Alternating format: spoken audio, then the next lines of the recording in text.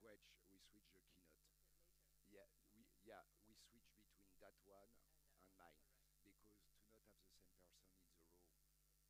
the row, I mean,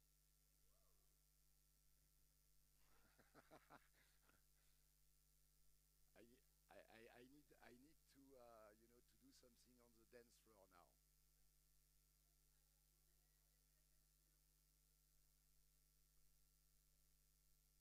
Oui, mais tu sais ce qu'on dit quand tu fais de la musique, par exemple, quand tu joues, tu dois jouer aussi bien pour une personne que pour une salle entière. Oh no, I'm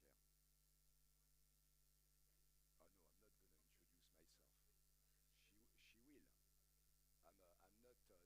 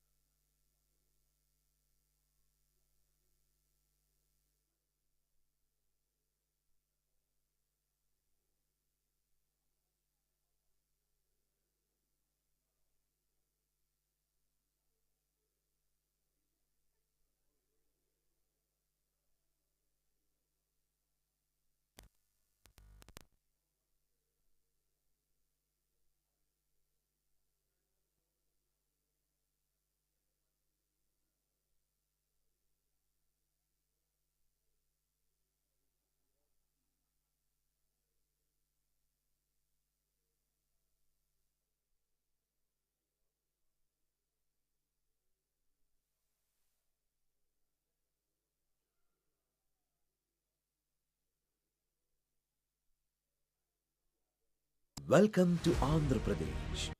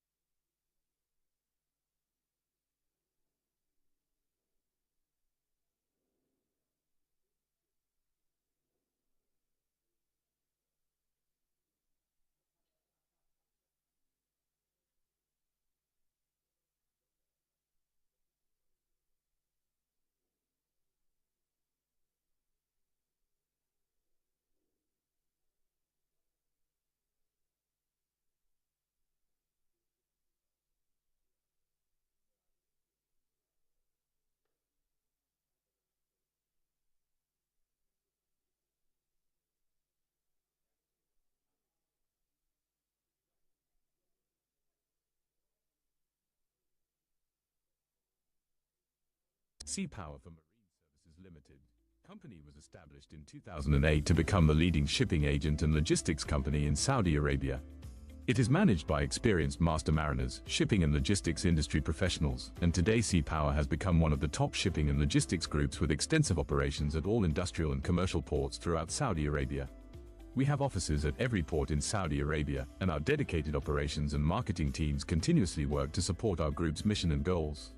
The advantage of choosing Sea Power for shipping and logistics is that we have organized our services into different business units and group companies, each providing professional and valuable services to customers and overseas partners. This has been made possible through our strong, long-term relationships with leading sea and air carriers, allowing us to offer very competitive rates and high-quality service with a focus on customer satisfaction.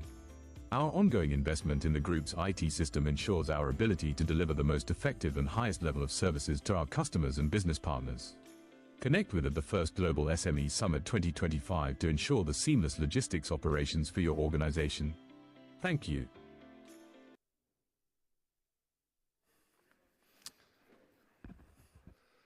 Good morning, everyone. How are you today? Good. I'm going to try to apply the Catherine formula, good vibes. I mean, she inspired me at some point. So this morning, we will talk about a very crucial topic. I had also the chance to have amazing guests, very big guys with a lot of experience. We will talk about branding. And the question is amazing. It's branding evolution or branding revolution.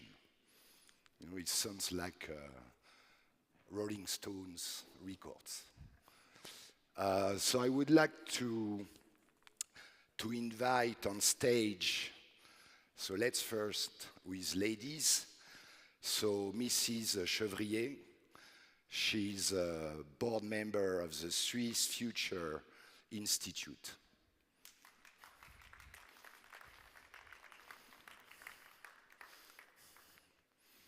Anne, nice to meet you.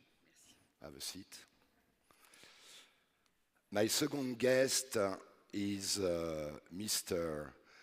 Yunus Mossani. He's the CEO of Gamma Suite.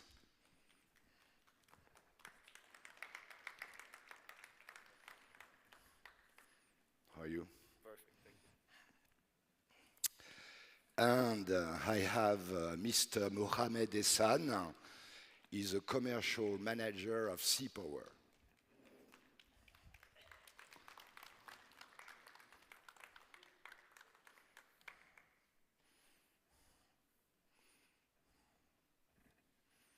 Mohamed, how are you?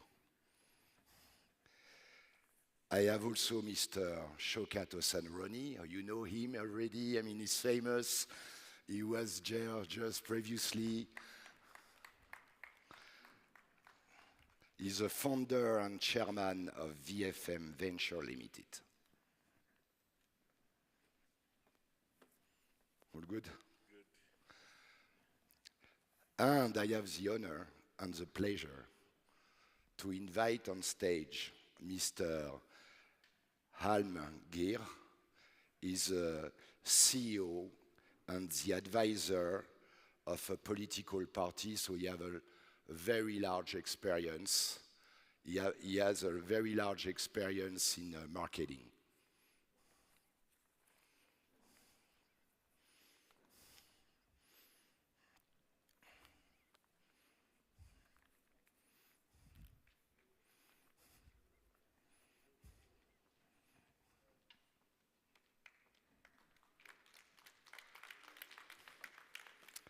He's a goat in marketing. Thank you so much. Thank you.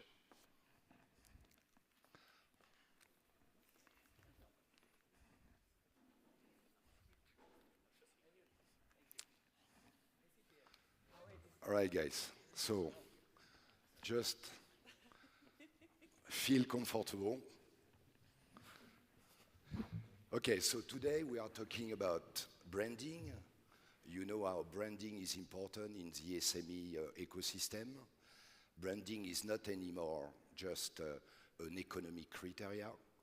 It became a geopolitical criteria because depending your continent, depending your country, depending your culture, depending your religion, I mean, branding is key.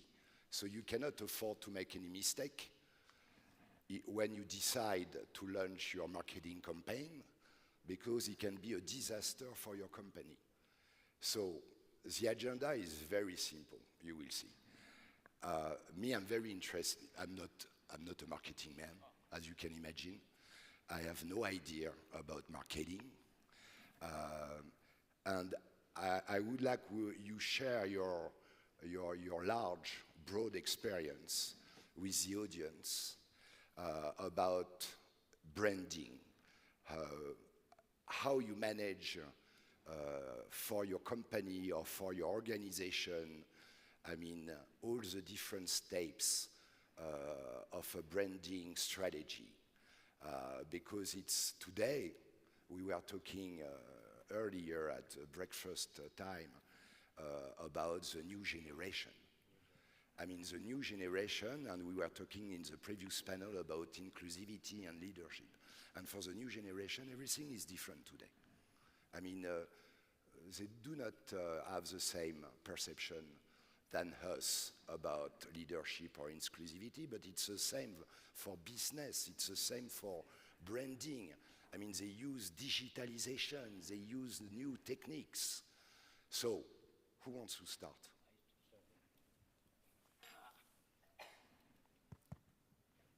Actually, this is the area where I'm working for many years.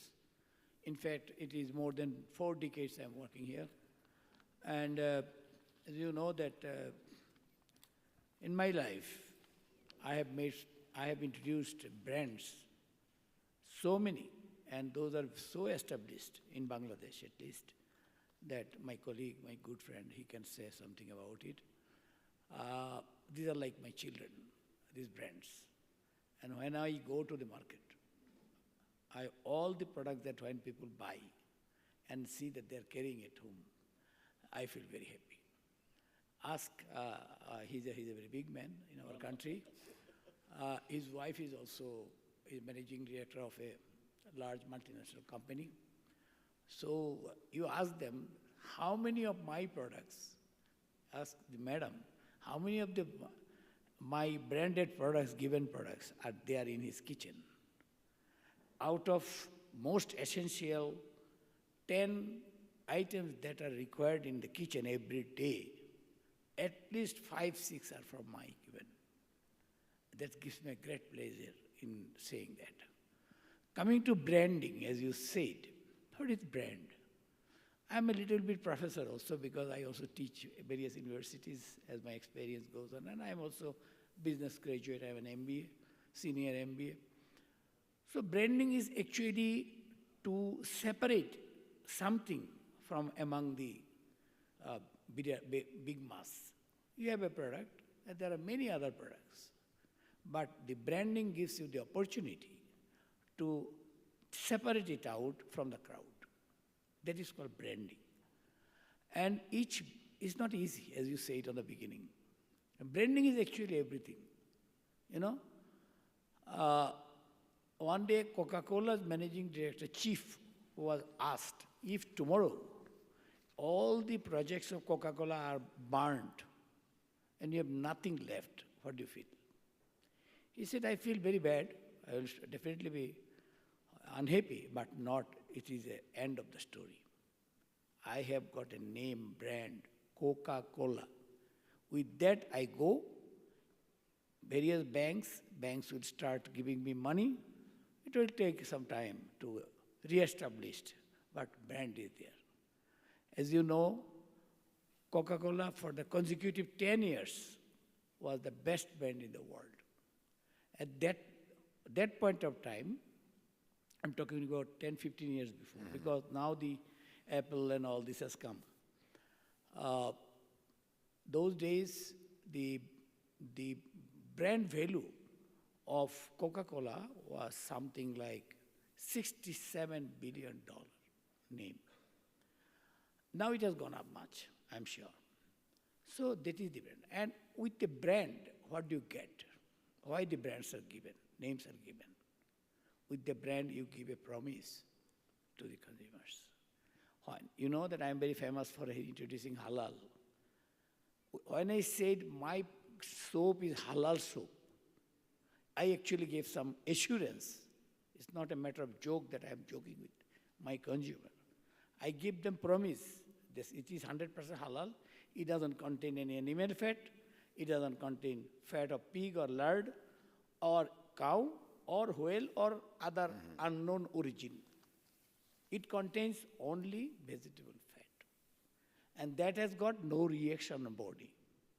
That is good leathering, that does not absorb and take away the perfume. It keeps the perfume intact. It keeps the soap intact. It doesn't break after some while. So all kind of promise that I give. So for all reasons, branding is very, very important for business. As you know, marketing is the heart, and to get successful, have got excellent brands. You know, it is very hard to actually establish some brands in the beginning. But in my life, I have seen in 4 decades of my experience, earlier days, whatever I have introduced, I am now putting my leg on another leg, on another leg and passing the time. You people are going and asking it. Only you have to nurse something, sometime it just you have to rejuvenate all these things. Otherwise, brand will take care of all products. I would like to extend the discussion with you to make the difference between branding and marketing. And I would like to ask you a key question, because you have a lot of experience, a long career on this path. I heard about someone very famous who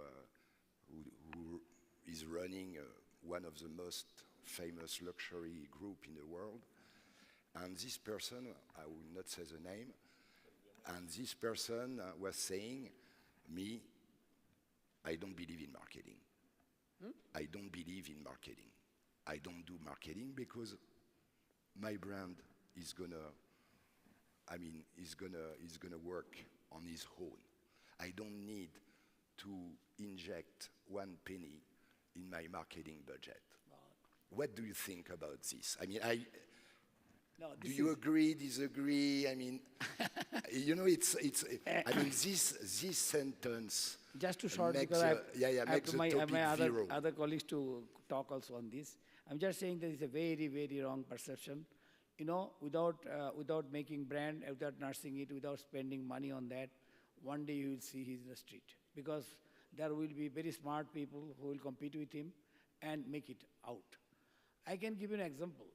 Many brands, I made it so much branding that these people would have, why he's talking about aerosol. Then aerosol has got aerosol insect spray. That has got, Bangladesh is a mosquito-prone country. You need aerosol every time. So they say that they are already having 90 plus market share. Why he's doing it? After all, they see that my product is 20 taka more price than others. Because I spend money, I have to do it. With 20 taka more on 200 taka standard, 10% more, people are happily giving because they heard about aerosol. Second example, in Corona time, I introduced a product which is antiseptic soap, Savlon antiseptic soap. The sale was less than 3 crore taka a month, I mean 30 million a month. 1 month I spent 70 million. Next month again 70 million.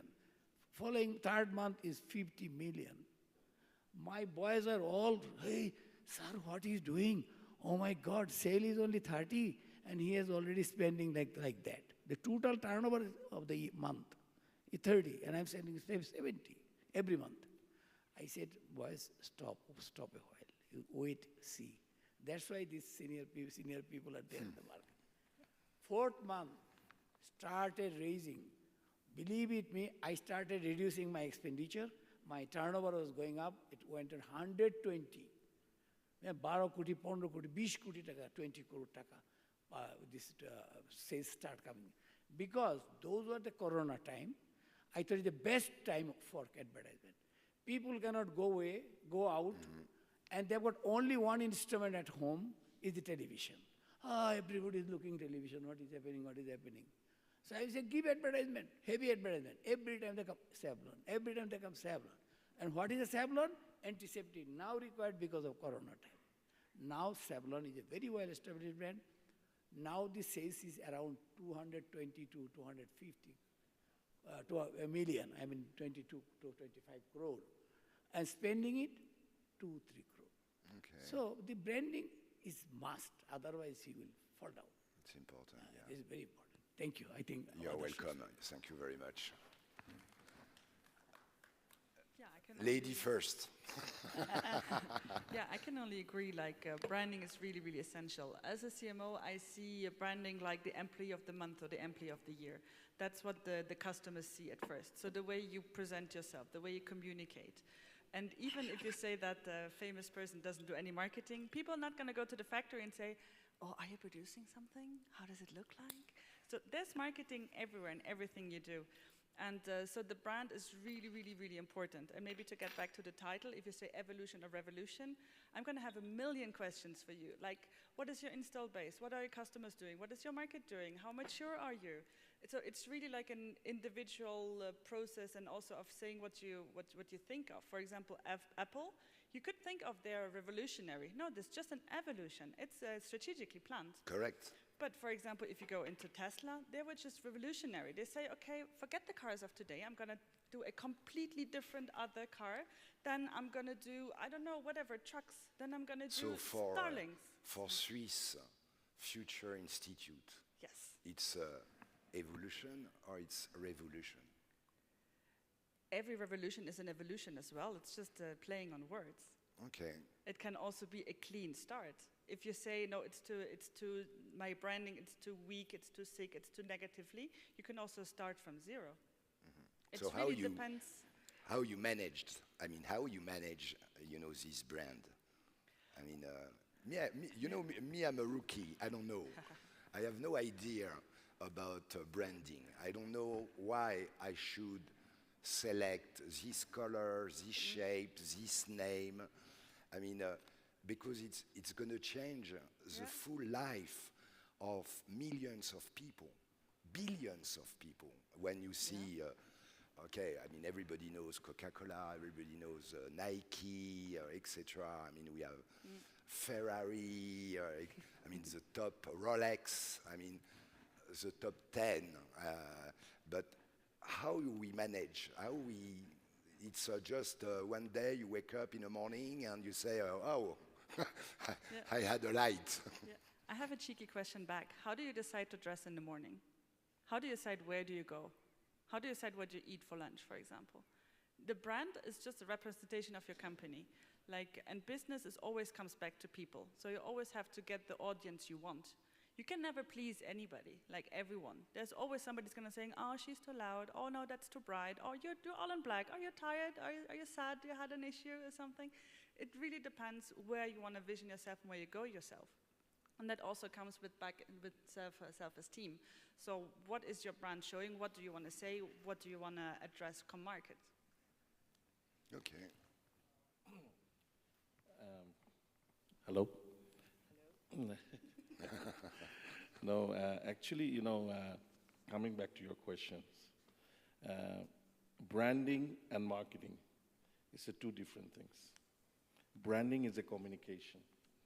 You build a brand where you communicate with your target customers. And marketing, that builds your sales.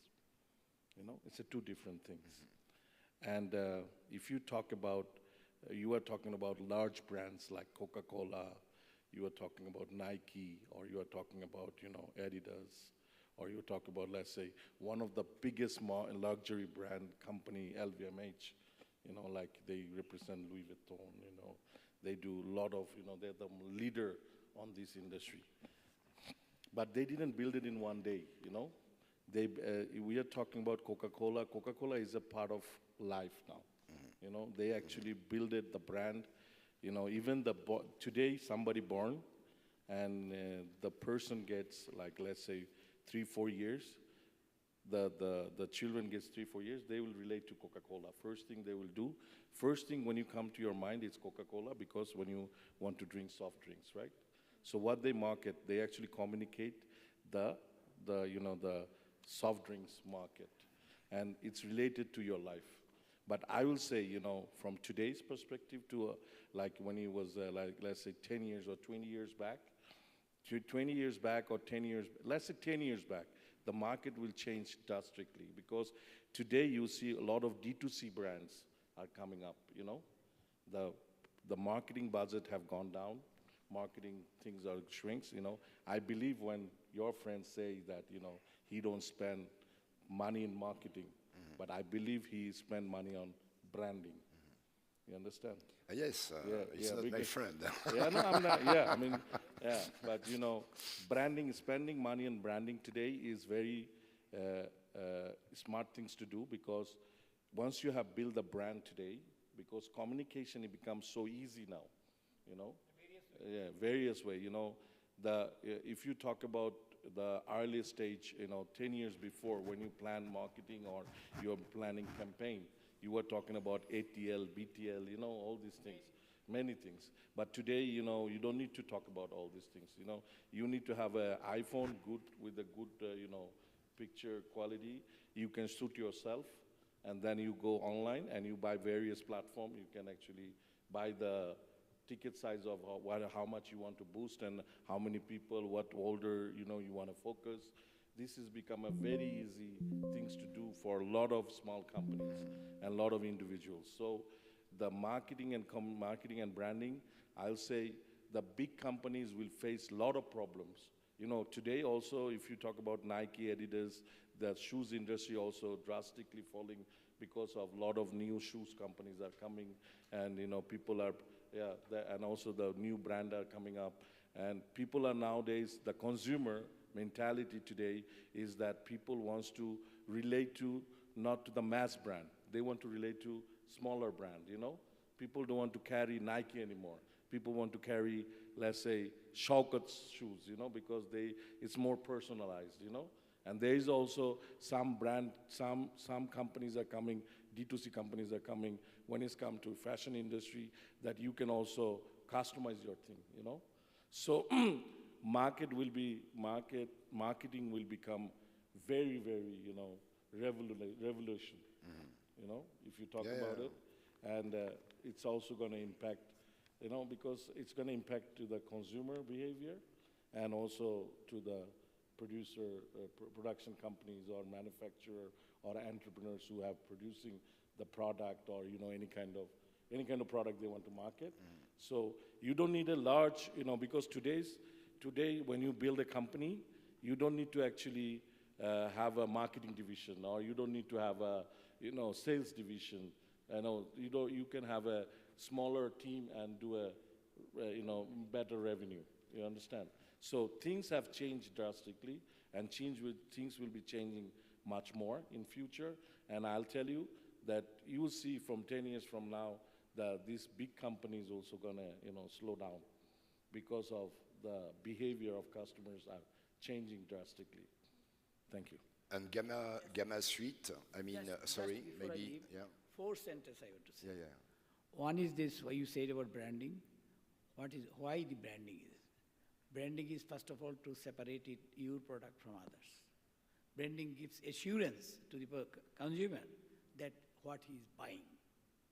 It allows the producer to charge more, to have better profit, because it is a branded product. People will come and buy your brands.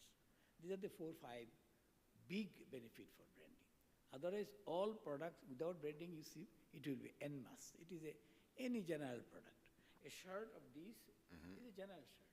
But if it was branded like something, it would be different. That is the problem. Thank you. I'm sorry. Thank you. Okay. I have. Gamma Suite. How you manage Gamma Suite? This is a brand. So Gamma, my God, it's a heavy name. So thank you for this opportunity. Since we are a technology company and we work with the supply chain technology, and yes, the branding is the most important thing for us because it's a market with a lot of players. So what I have learned is that the most important thing is to showing up yourself into different places. Like, you need to build a trust with your customers. Like, you are a trusted partner. You can provide them service, and not just the service, it's a consistent service. So a lot of decision is being done behind the scene. People have the decision to buy something. It's based on whatever the things are perceived by them. It's already being decided that what they're going to be buying. So the brand is the most important thing when it comes to someone that, okay, this is something reliable, this is something market is trusting. So that we need to go with. Now the other question about the revolutionizing versus like evolving.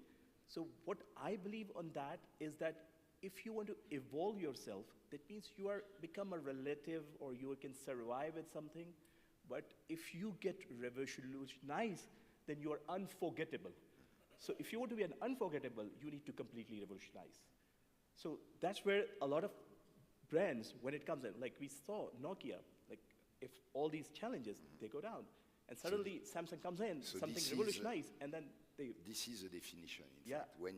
When it goes to revolutionary, I mean, and that's a biggest threat, as our friend mentioned, that our biggest brands have a threat. Because something suddenly revolutionized entire thing, and they disrupt the market. This is what we adapt into our technology. Like we go with the market with a completely different way the market was offering. So something was offering by per user licenses and other thing, and we go by the transactions. And that makes it our competitor in a different situation. Our customer feels like we got different. And the other thing that we build into our technology is like, in the market, there were a lot of platforms touching different transport modes. Somebody is very into ocean, somebody to air, somebody to other modes. We said, well, this is okay. But if you are offering something to your customer to connect with you, it cannot be a different thing for them. It just need to have a one platform where they connect, they get everything into one platform. So we compile, combine, aggregate from all the different sources, become one end for the service provider, like the freight forward and the logistic companies, and connecting their customers. So it's a complete visibility platform, connecting from their entire quotation, rates management, tracking, everything into one platform. And that makes us different from something. So in branding, you need to be different from what is the market doing. Exactly that Mr. Sehal mentioned, that out of all the different players in the market, you need to stand out. Unique identity. can you tell us Gamma Suite? Why? Why Gamma Suite? Well, by the name, right? Why the Gamma? I mean, Yeah, that's also the branding thing. So once we were launching this technology company, we had a lot of names comes in, like we spent a reasonable time. So we were looking for something which can relate with supply chain, as well as it can have something with the technology. And suddenly we come up the name with the Vasco da Gama, the ancient explorer. And then Gamma is also alpha, beta, gamma from technology. And the most important thing with the brand is it should be a smaller word, can be easily remembered. So we found that Gamma is one thing that can easily relate with what we are doing. It should relate with the technology that we are providing, and then serve everything from that. So that's how they work. So this is another important thing, is that brand itself, its name is also very, very important, because it's easy to remember. Okay. Sea power. I mean, sea power is amazing. Sea, because I mean, everybody knows. Power means, strength. So you cannot forget, this name. When it comes to sea power. Can you maybe share with us also your opinion about the main topic, evolution, revolution of branding, and also your experience in your company? How you manage, this strategy. Thank you so much, and good morning, everyone. As you say, Sea Power itself is a brand. So this, I would like to say that this is also something that our CEO, Mr. Mohammed, he came up with the name, Sea Power, because the company, when it started, we were completely focusing in the sea shipping. So this is where this name popped in, and we started the company. Now this name in Saudi Arabia is not allowed for anybody. So of course it is a brand, it is a patent. Then the next thing, how things are evolving, I would like to speak and highlight how things are happening in our business and in the country and globally. So first is, when we talk about the branding of Sea Power into the local market, of course we are more open to see the culture, the local culture, the local culture resonance, and the connectivity with the people, and also the authenticity that we can provide, because we are completely a service-based company, and we don't have like the tangible products that we can show it to someone. This is all our services. So what we did as Sea Power, we got the niche of the sea shipping, which includes the ship chartering, ship brokerage, ship agency. So that's how we evolve in Saudi Arabia, by looking at the local market, the local culture, how things people are asking. Now, today, if we see, Saudi Arabia is a leading market.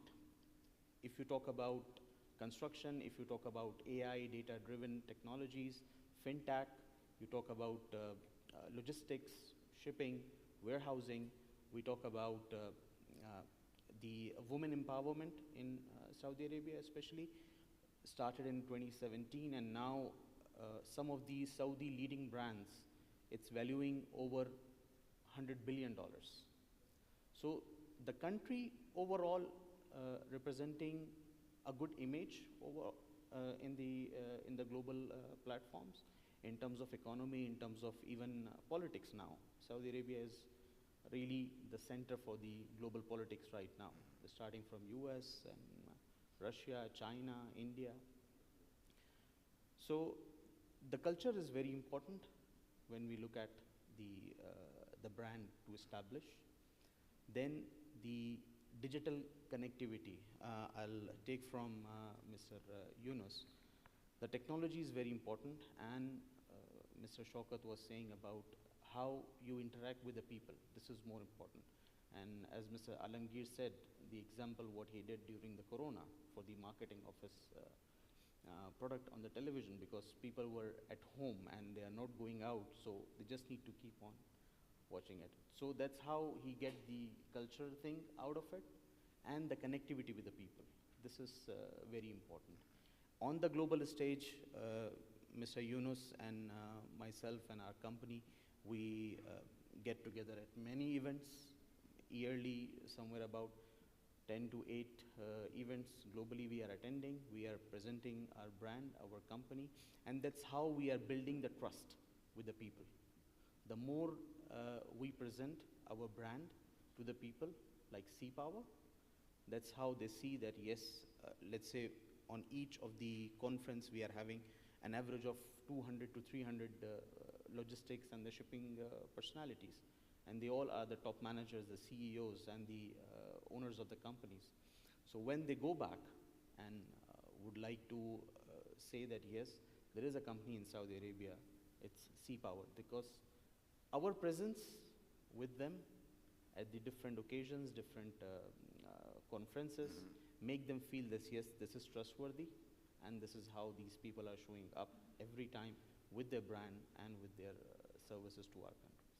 Thank you very much. I just want to add one thing with the Ehsan said, that this is sometimes very important to showing up to different events. Even though we cannot count on the ROIs and then what we are getting out of these events, the important thing is that you should be present, you should be available for the market to see that this brand exists, they work into this space, and that's where you bring the trust, you come into the front, and your brand comes in. Like for me, like I'm originated, like I'm born and raised in Pakistan, so I started my career from there. I did my bachelor's in computers and I did my finance, MBA in finance. And then I started my company while I was studying. So the brand grows over the year with the trust. And then once I get the trust from the local market, I am now holding a 70% of the market share in Pakistan for the freight and logistics. And then we grow, we started a company in US and then I grow to the different area. Now our target market is South America because that's something we are exploring into that side. So it grows with the time, and the most important thing is the consistency. You cannot leave within the thing. You need to be consistent, you need to do the same thing again and again. Yes, everybody fails. No recipe to get one thing success, only gambling is there. So like you do, it's consistent, you consistently keep doing the same thing, and then you will be getting definitely success. I'm a firm believer that if you do hard work with honesty, with the trust, definitely you will be rewarded. So there is no something that you will not reward. Yes, there can be time between that, but for me, the God is always rewarding when you do the consistent effort. Yeah. Maybe after I will give you, if I understood, in reality, branding, it's our identity.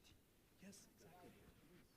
It's our identity, and it's key, because branding, represents our where we are coming from, our country, our culture, our more than more than, just business-wise at some point.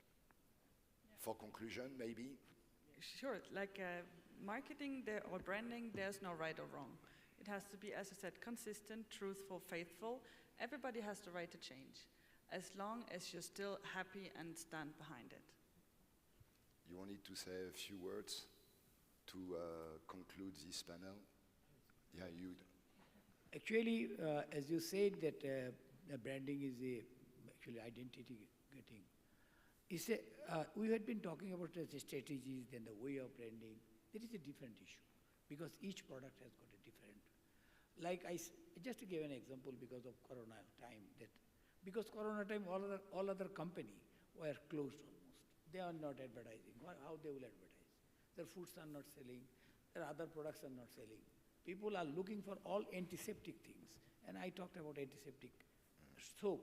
And also that soap with the same name, there is antiseptic lotion, which is #1 in the country. So I took the benefit of that. So there is the marketer's job, actually my job, I am employed by the company to identify what are the best way to make it right branding. And to right branding is just because that people can identify their need and they can buy the right one. And if I say, I have said it for one of our organization, which is a retail chain. In Bengali, I said, yes, that koste taka shreshto bazar, meaning you have got the best shopping with your best hard-earned money, the best hard money. I am the hardest earned money. Your hardest earned money are spent for best buying. So here also comes to, because it is, you are the teacher, you are the doctor there. No doctor is prescribing what you should buy. You are the consumer. So you will decide what you will buy. Therefore, you have to be educated. Doctors are educated by the pharmaceutical company. That's why all kind of advertisements and that comes in. Thank you so much. Thank you. I'll say a couple of words before For conclusion. For the conclusion. Branding, it's not depending on the company. Marketing is not depending on the company. It's the man or who's the entrepreneur behind the whole thing.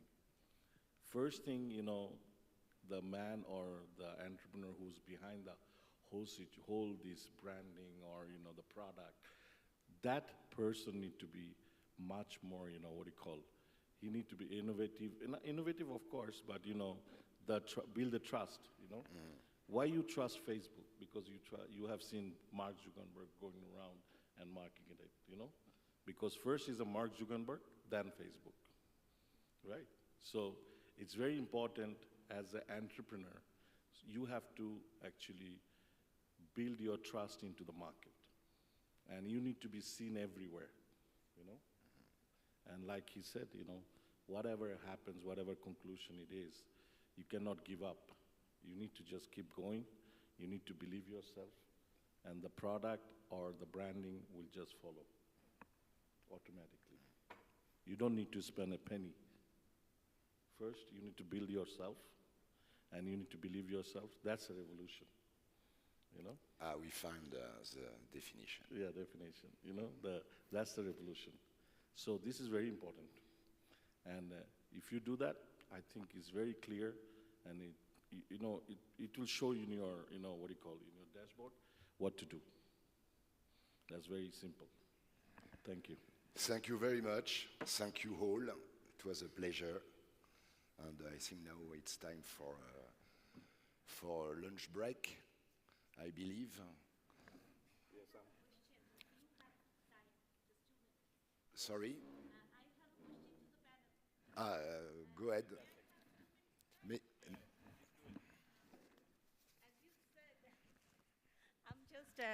Actually, I'm very curious student. I'm sorry. As you said that branding is identity, yes, I believe that once a child is born, he or she is given a name, so that's branding.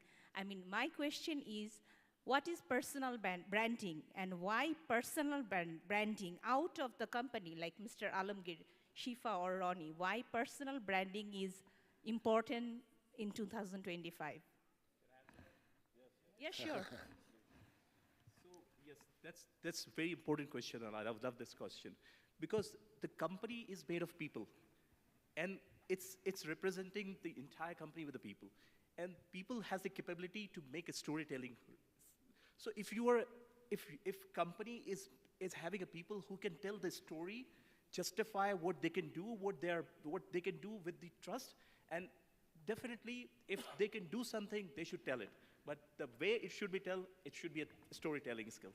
So that's why the personal branding is the most important thing within the company, because people recognize people, not the company. Once they recognize people, then they connect with the company. Oh, this person is connected with this company. So like Ehsan recognized me, I recognize him. Even though we are hardly talking about the company's thing, but we know that what we are doing, what we are excel, what we are providing services. I know they are best in Saudis, they are doing this specific to ocean.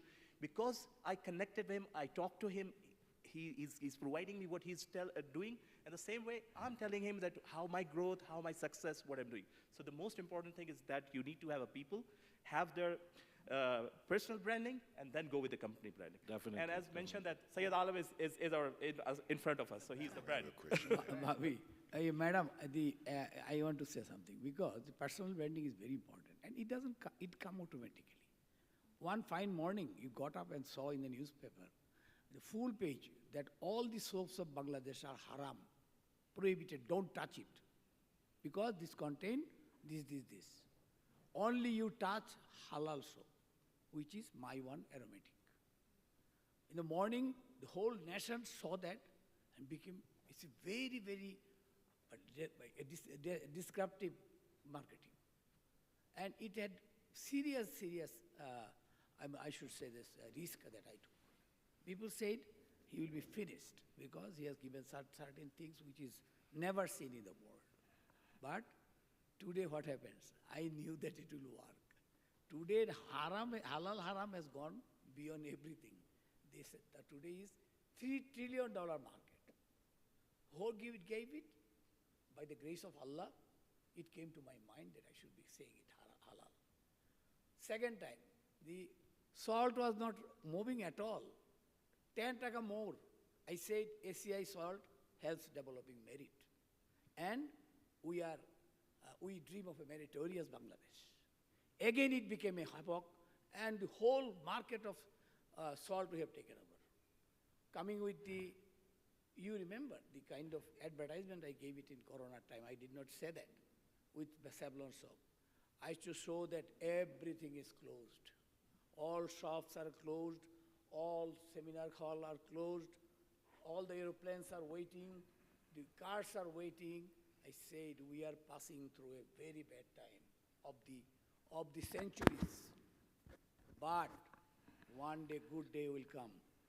Let us wait for the good day. To get into that good day, we have to prepare. And finally, I said that Savlon soap will help you to protect yourself. And then I showed, and a sun was rising, the children started coming, going to school. I said that we dream of a day when it will be like this. So many touchy things we did. So people have to remember, Bangladesh people have to remember.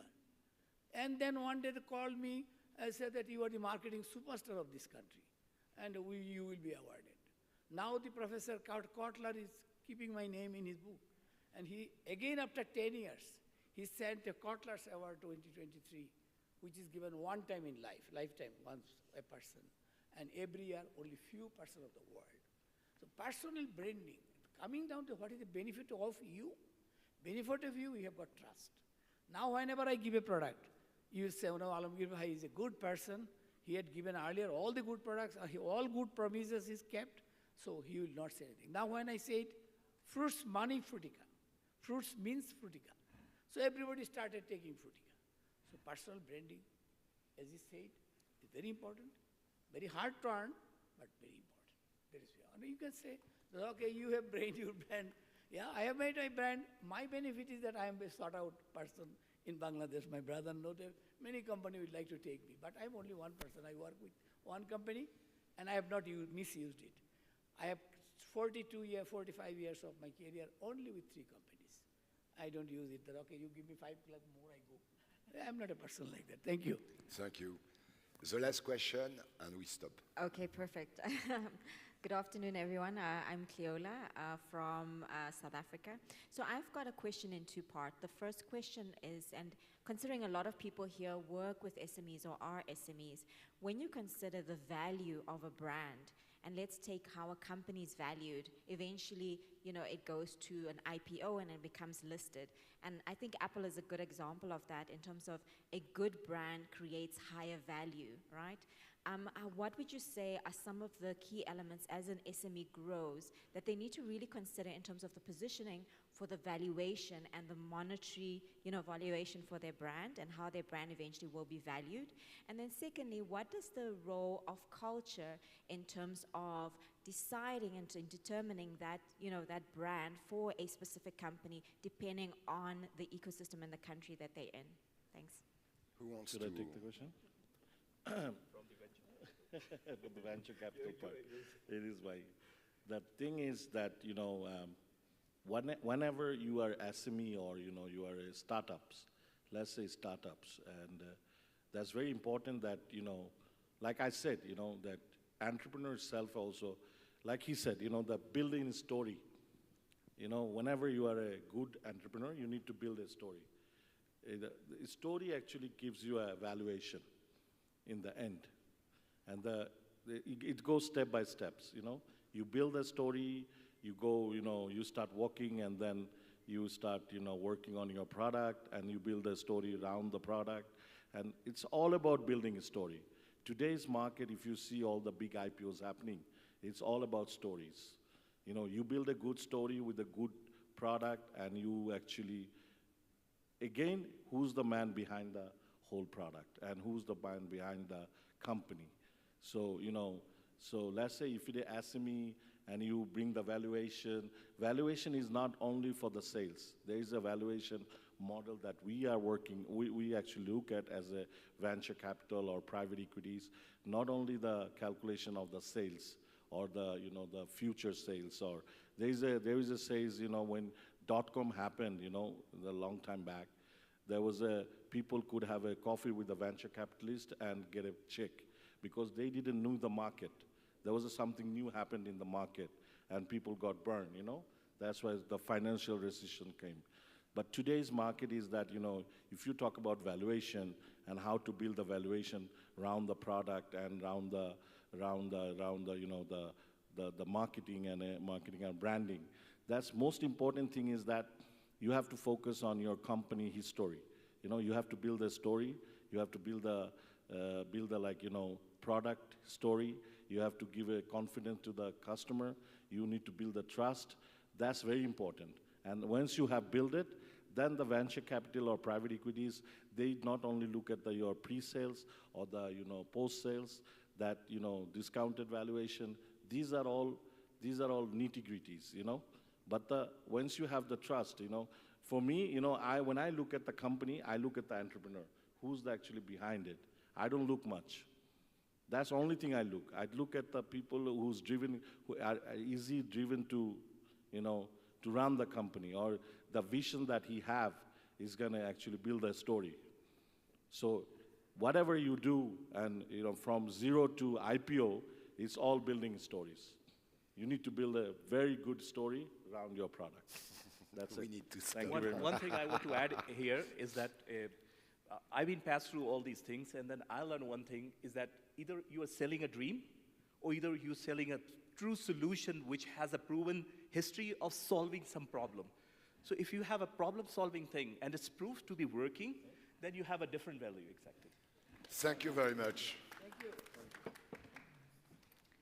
Sorry. You have the stage now. All good.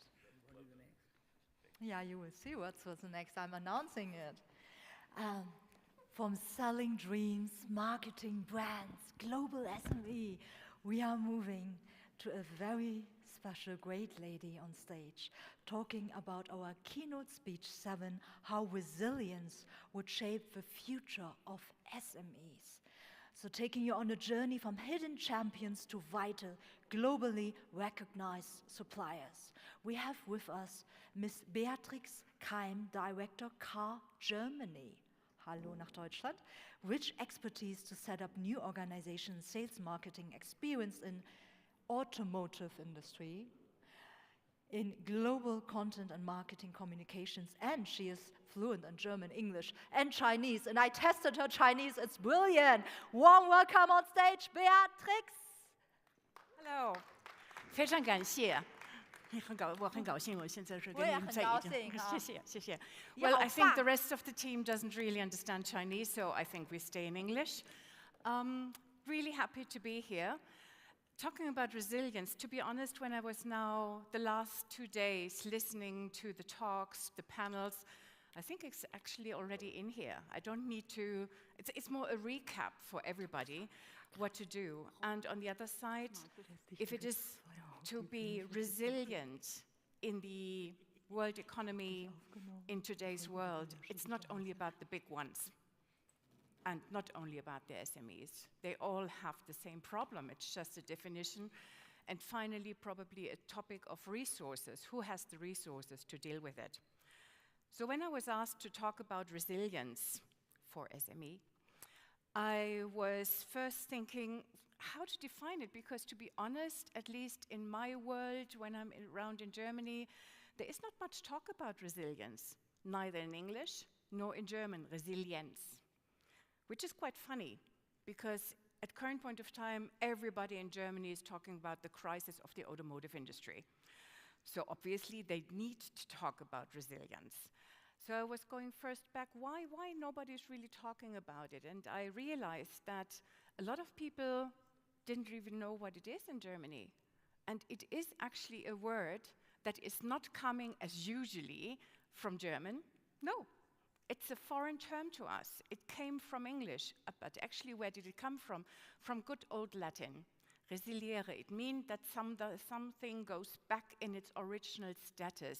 It's more a physical term. It later was then introduced into psychology, and even, you see it here, there is something in Chinese, but when I look at the characters, and I hope that Catherine and the lady from Hong Kong will comply with me, that's not an old term. It's quite a new term, because while in China there is, of course, during these thousands of years of history, people needed to be resilient against the emperors, the invaders, the Mongols, whoever. Sorry about the Mongols. It's still a new term for them. So still, but it always means that something has an impact and goes back to its old original status. So what does resilience very, very easily be translated into? It's actually the capacity and the ability to go back, to recover to something. And then the books say, to its original status, and I think that cannot be right. Because if you are in need of resilience, that means that something went wrong before, and you don't want to go back to that wrong status. So how to go further? Then I went one step further and realized it's not that long that people talk in economy about resilience. It's, as I said, it comes more from physical terminology, so about materials, or it comes in the psychology about the psyche of a person.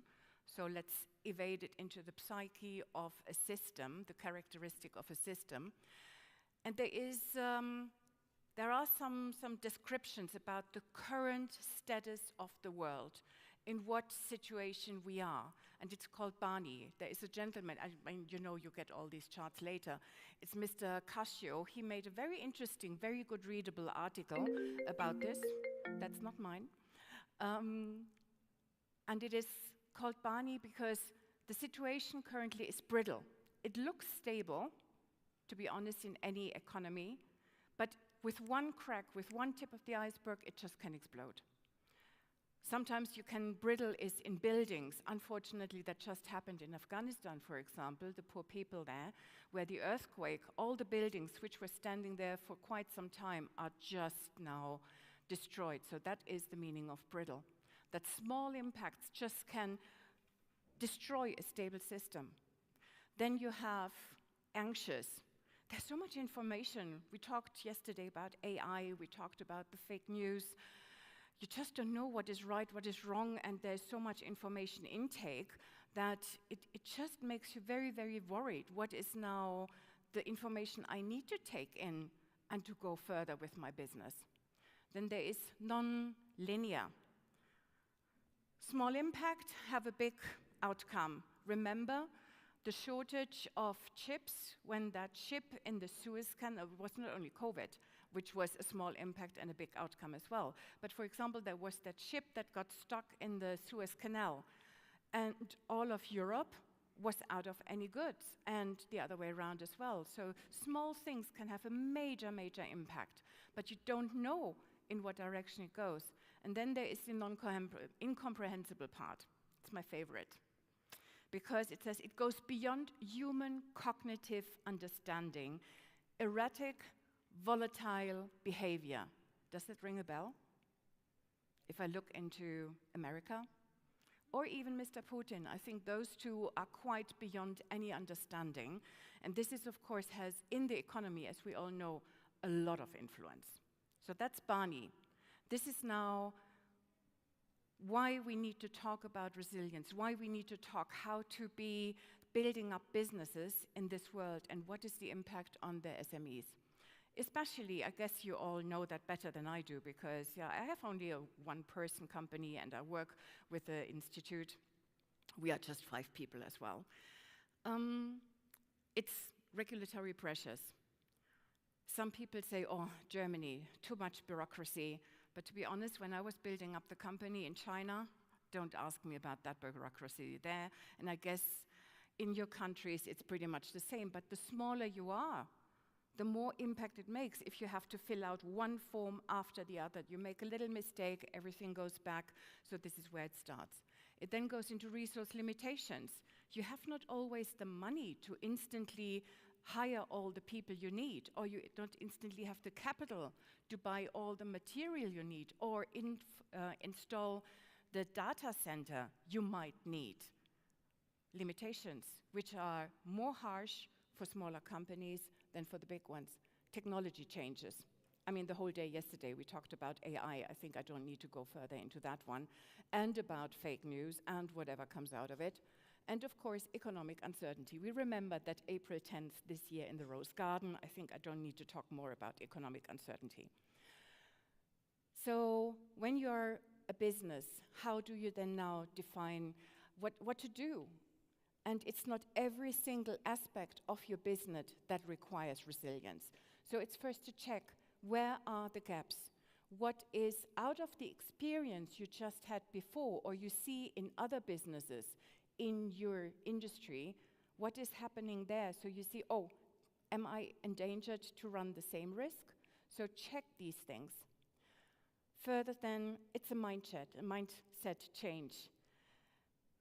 Yesterday, it was Catherine was yesterday in one of her opening sessions talking as well. There was this other guy or this other room where somebody was doing the same stuff but just faster and cheaper. So there is new technology coming in. And as much as you might have been running your business the same way in the last 20 years, there is always a new market coming in. There is change coming in. Markets, people change because of lots of the information, because of economic pressure.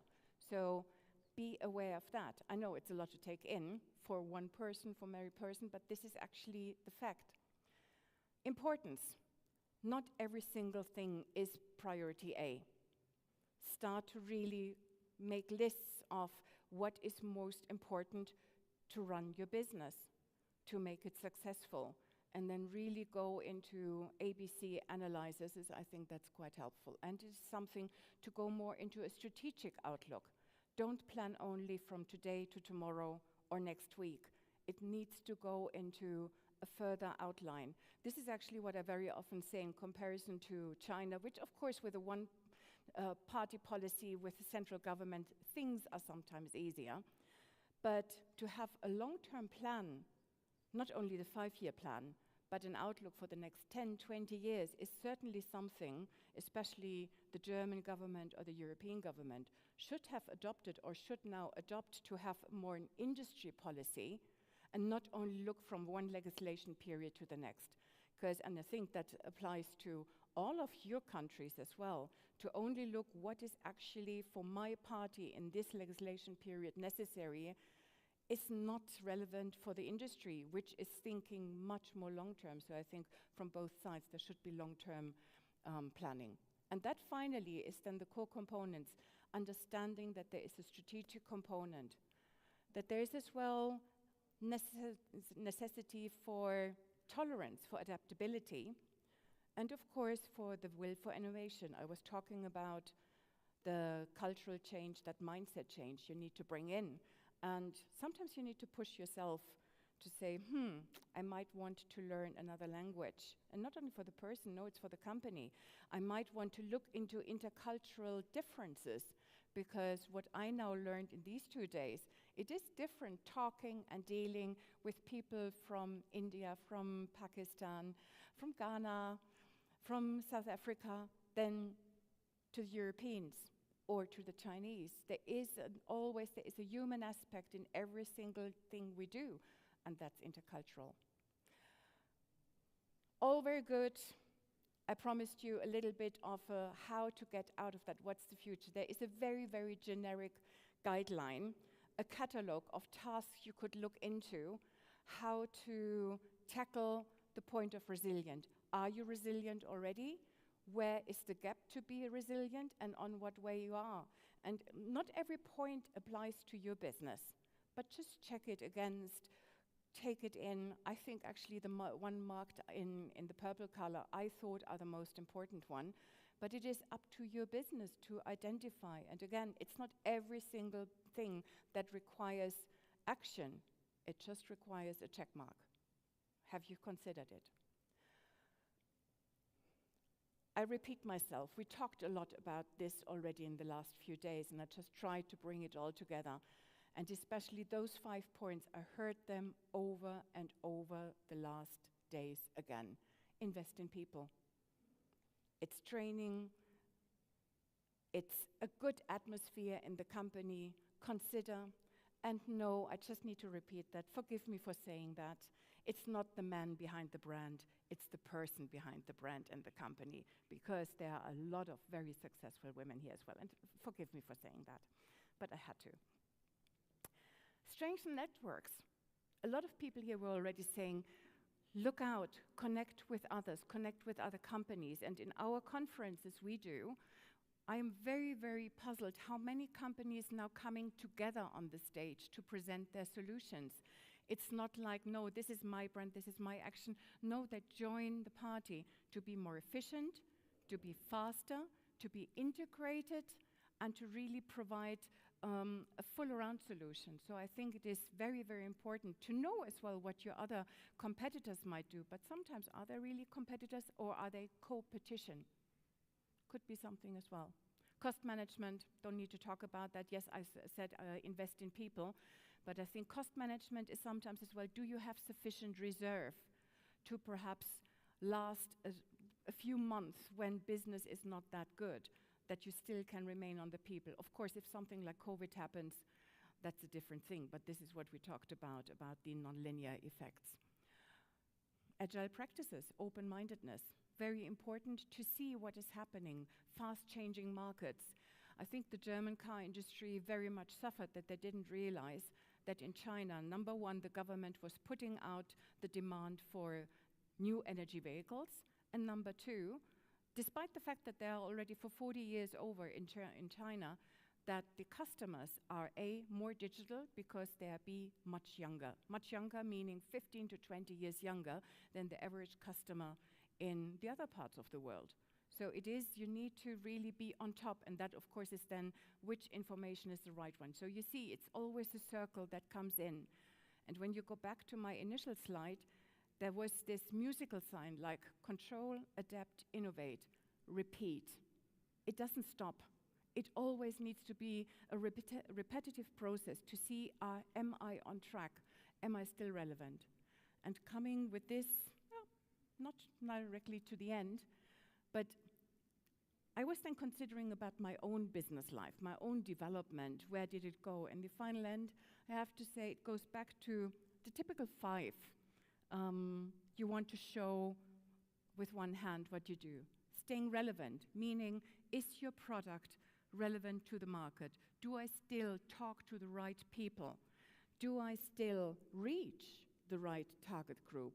Staying relevant. Being open-minded, just explained about this. That means then consider alternatives. As I said, perhaps it's not your competitor you should talk to because he might be working with you together on a new solution. Could be a good thing. And of course then, believe in yourself. I think that was just something we had on the panel as well, that the belief in yourself, in your company, in your people, in your product is the most important, to be very, very persuasive and very strong in what you say. But of course, it needs to be relevant. And this is not only, now I come to the end, and you might perhaps want to cover your ears, and I'm sorry, not everybody will understand what I'm now talking about. Sometimes you can see not only in the normal business, in products, material, that there is a need to stay relevant, but that people manage, and that there might be a gap. Because the music industry, and that is a huge business, gives us a lot of examples where bands, artists went out of the business or went very silent, but then came back even more so. I brought 3 examples. Don't worry, this is not a concert, and it's not concert quality, but I wanted to show you that there is always the need to stay relevant, that you always find the right people as your customer. If it is a very old band like Iron Maiden, perhaps somebody knows them. If it is Robbie Williams, who was with Take That back in the 90s, a huge gig, then he was the best entertainer of the world, went silent, became a daddy, and now he's back and the concerts are sold out, as is that one. Well, they're a bit aggressive, I know.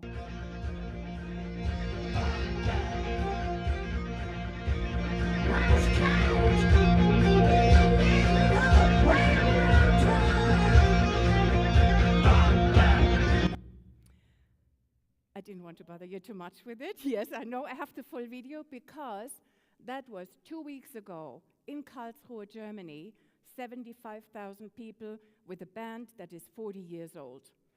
Stay relevant, be resilient. Thank you very much.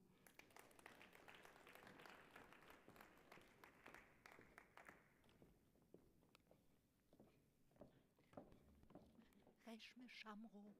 Reshme Shamro. Reshme Shamro is here. Reshme Shamro. They are all here from the panel. Hi there. Hi. They are all here, right? No, I want all changes on one. No, this is just him. So the awards would not be distributed here. It will be picked up. Yeah, I just continue with stage for time reasons.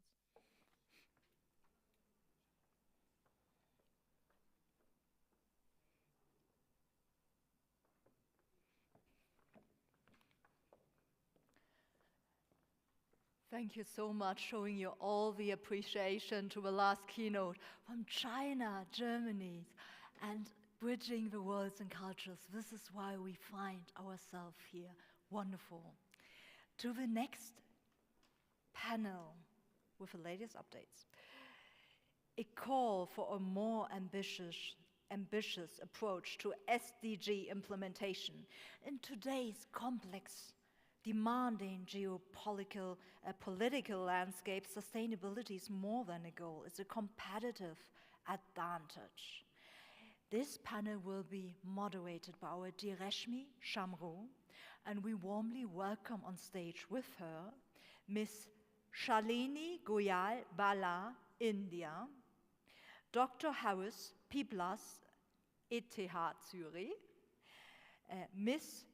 Zaharira Muti, UAE, and Mr. Arubendranath from India. Warm welcome on stage to our next wonderful panel. Thank you. Wonderful having you here.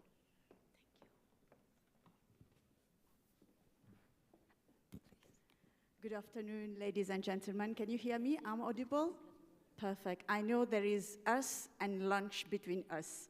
So please bear with us, give us half an hour of your time, and we'll have a nice lunch together. Good afternoon. So as you know, as we are entrepreneurs, sometimes we are put in the limelight, we have challenges in life. This is what happened today. And unfortunately, the moderator couldn't join us. She lost her voice, so we have to improvise. And this is all about SMEs and entrepreneurship. So our theme of today is a call for a more ambitious approach to SDGs implementation, emphasizes the needs for collaborations, innovations, and industry. Ladies and gentlemen, before we start, I would like to introduce my colleague, and then we will just jump into the discussion rapidly. So how we are going to proceed, we will make it more engaging. We'll have 10 minutes of presentation, each one of us, and then I would love to hear from you, and we will make it very much engaging. So ladies and gentlemen, please welcome Shalini Goyal Bala. She's a leading expert in the field of circular economy and sustainability. She's the founder and MD of International Council for Circular Economy, a leading India think tank that promotes adoptions of circular economy practice both nationally and globally. Please give her a big round of applause. Thank you. And we have next, Mr. Forget me for my pronunciation, Arupendra Nath Mulik, works for a leading think tank, TERI. TERI is a 50-year-old institute based in the Global South, works on solutions for global sustainable development. Anup has been instrumental to create a global convening on sustainable development, including the inaugural sustainability launch at the World Economic Forum in Davos. Ladies and gentlemen, give him a big round of applause. And now I will kindly request my colleague Shanili to take the stage and do her presentation. Thank you. Thank you, Zahira. It's good to see the previous speaker, Beatrice, who was mentioning about resilience. And I believe when we talk about MSMEs, this is the most important thing. So today, I was asked to kind of show what we are doing at our council in India.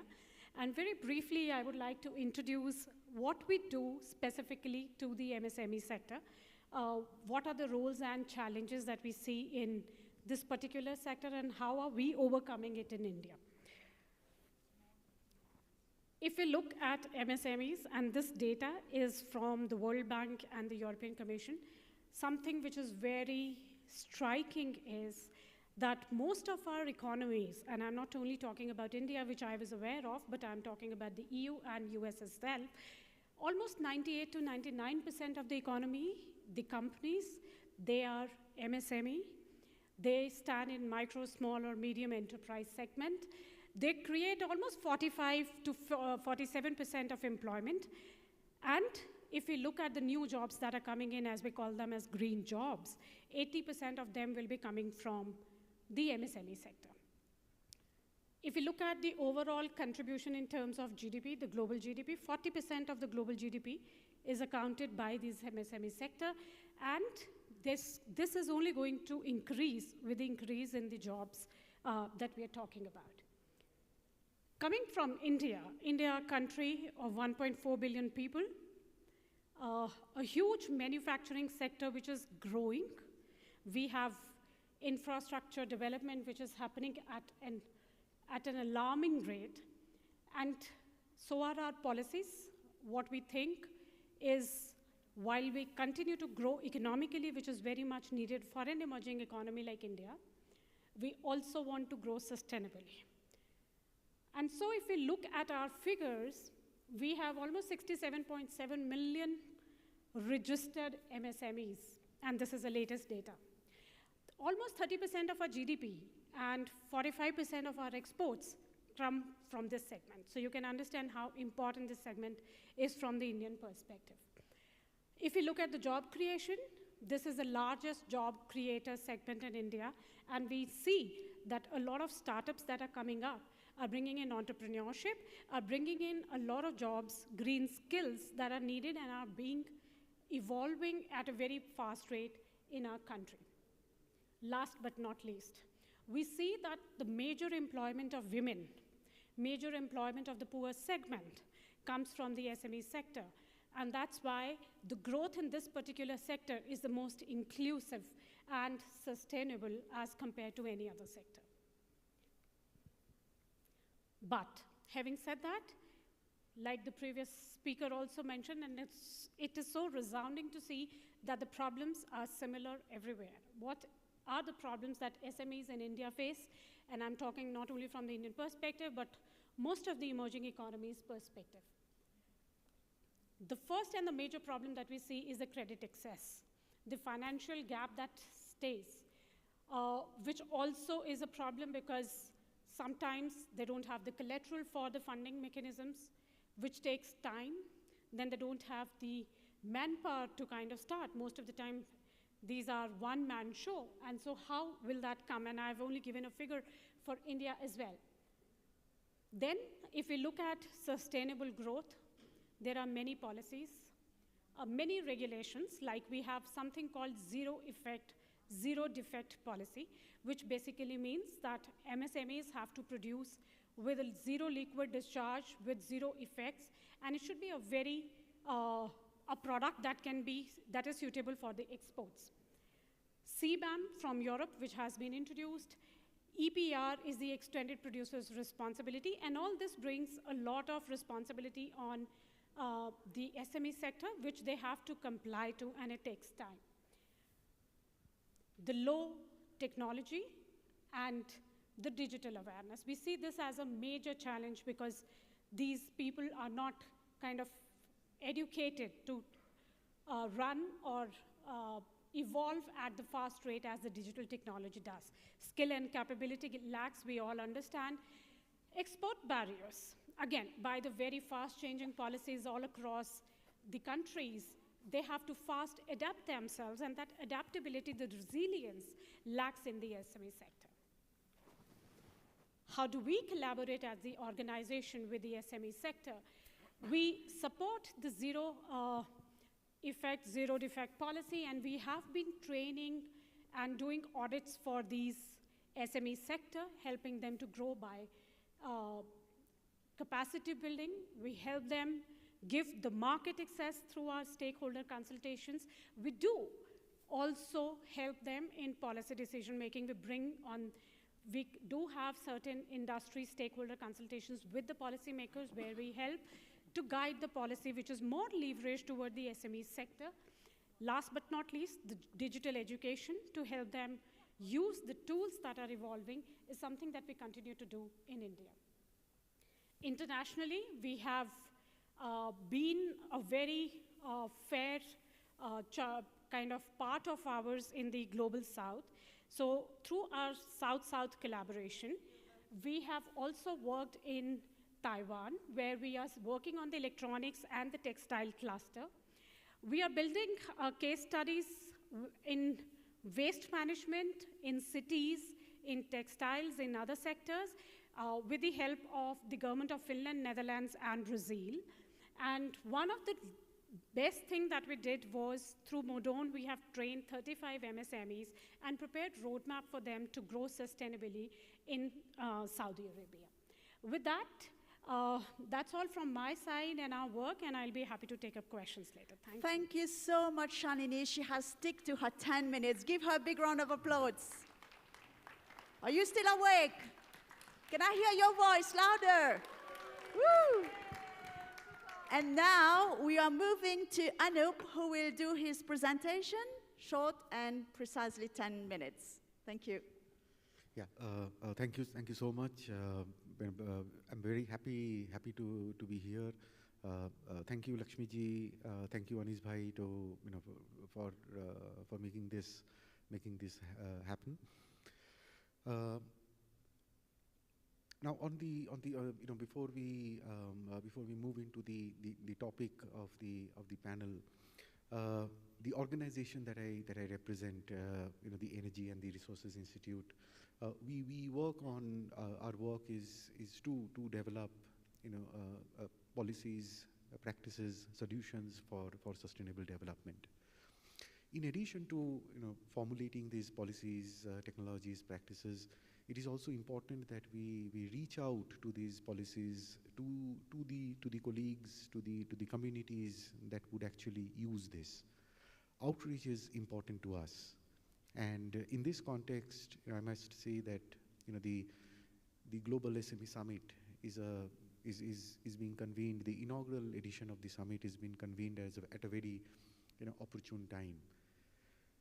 We are 10 years since the world agreed to the commitments under the Paris Agreement for to tackle the issues of climate change.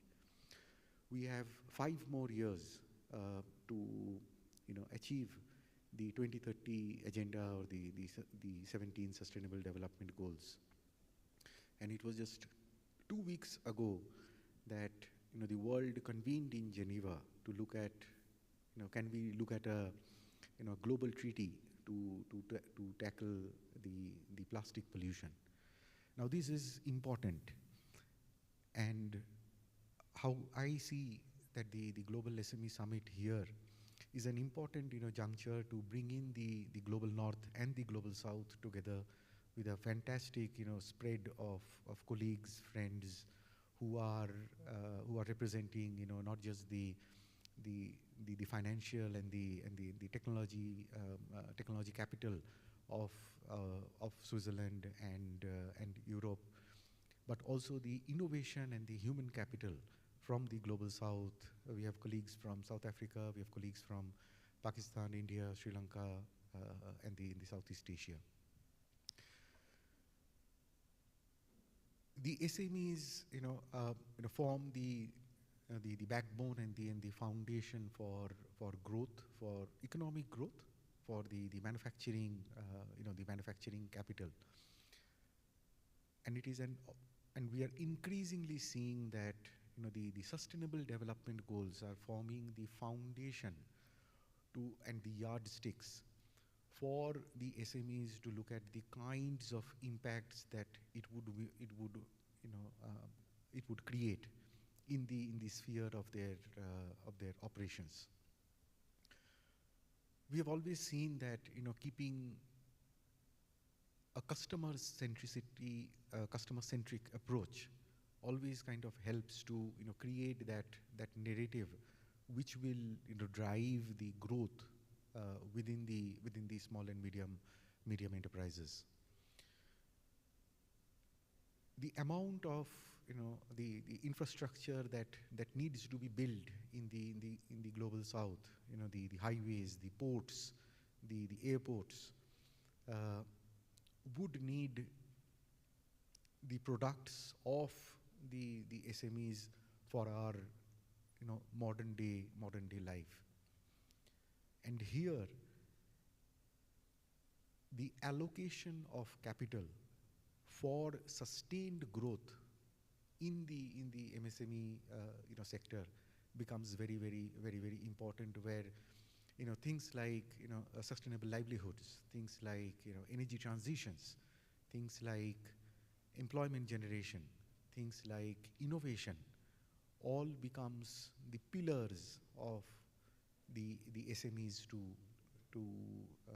look at. Increasingly, as we see these matrices of impact evaluation change, we see that there is a new emerging need that is coming up, where the SMEs would need the support and the facilitation to embrace on some of these new matrices of success, the new matrices of impact. which is where we see that a summit of this kind, the intent and the objectives that this summit has to make resilience and circularity more central to the objectives of the SMEs become very, very important and very, very, very, very pertinent.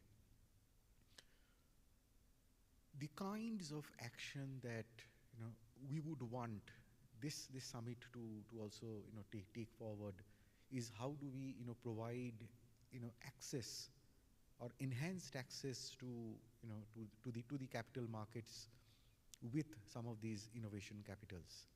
How do we provide education and capacity building for the SMEs, where these matrices of success, these matrices of progress are interoperable and can go beyond geographies from the global south to the global north.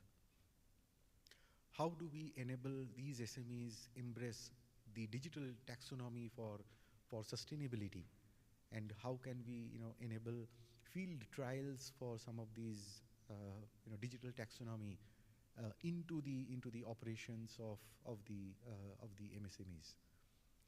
The last, the standards for measuring success, the standards for designing processes which align with the principles of circularity, with the principles of sustainable development, is an important point that we would want the financial minds of Switzerland to look at and foster growth for the innovation capital of Global South. Thank you. Thank you very much, Anup. Please, Anup, give him a big round of applause. He speaks in 9 minutes. Are you still with me? Are you still here? Yeah. Okay. So now it's my turn. How does it work? Voila. Yeah. I promise you, ladies and gentlemen, I will not take much your time. Please bear with me. In today's complex geopolitical economic landscape, sustainability has evolved and emerged beyond being a global asset. It is now an opportunity, an advantage, and a value. Ladies and gentlemen, coming from a small island, Mauritius, as a curator, artist, and an SDG advocate, I have found my purpose through my passion. I have persistently paved the path into a powerful platform and proactively promoting the SDG through arts globally. I'm the founder of the Arts Gallery, which is a global art incubator based in Dubai with a branch in Mauritius. I'm going to share with you, I think I will be here, I feel more comfortable to multitask. So I'm going to share with you different initiatives under the Arts Gallery. We have the first one is Art Connects Women, which is an annual initiative under the UNESCO patronage, empowering women artists from across the world. As you can see, how we have scaled up from 2017 to 2015, we have empowered over 700 artists from across the world, very much in line with the Sustainable Development Goal. It's under the patronage of UNESCO. This year we have welcomed 112 women artists coming from 112 different countries. We have won a couple of awards as well, and next year, guess what? We're celebrating our 9th edition of Art Connects Women. The second edition that I would like to share is the Sustainable Development Goal. But before that, okay, we'll do that because the slide has been shuffled. No problem. So this initiative, we have launched it during COVID time. I was thinking how we can empower, engage, and educate local artists because there was no exhibition. People were locked in their house. So I wrote the project, approached the UN UAE. So what we've done, we have curated and commissioned 17 local artists where each artist has embraced one of the Sustainable Development Goal objectives.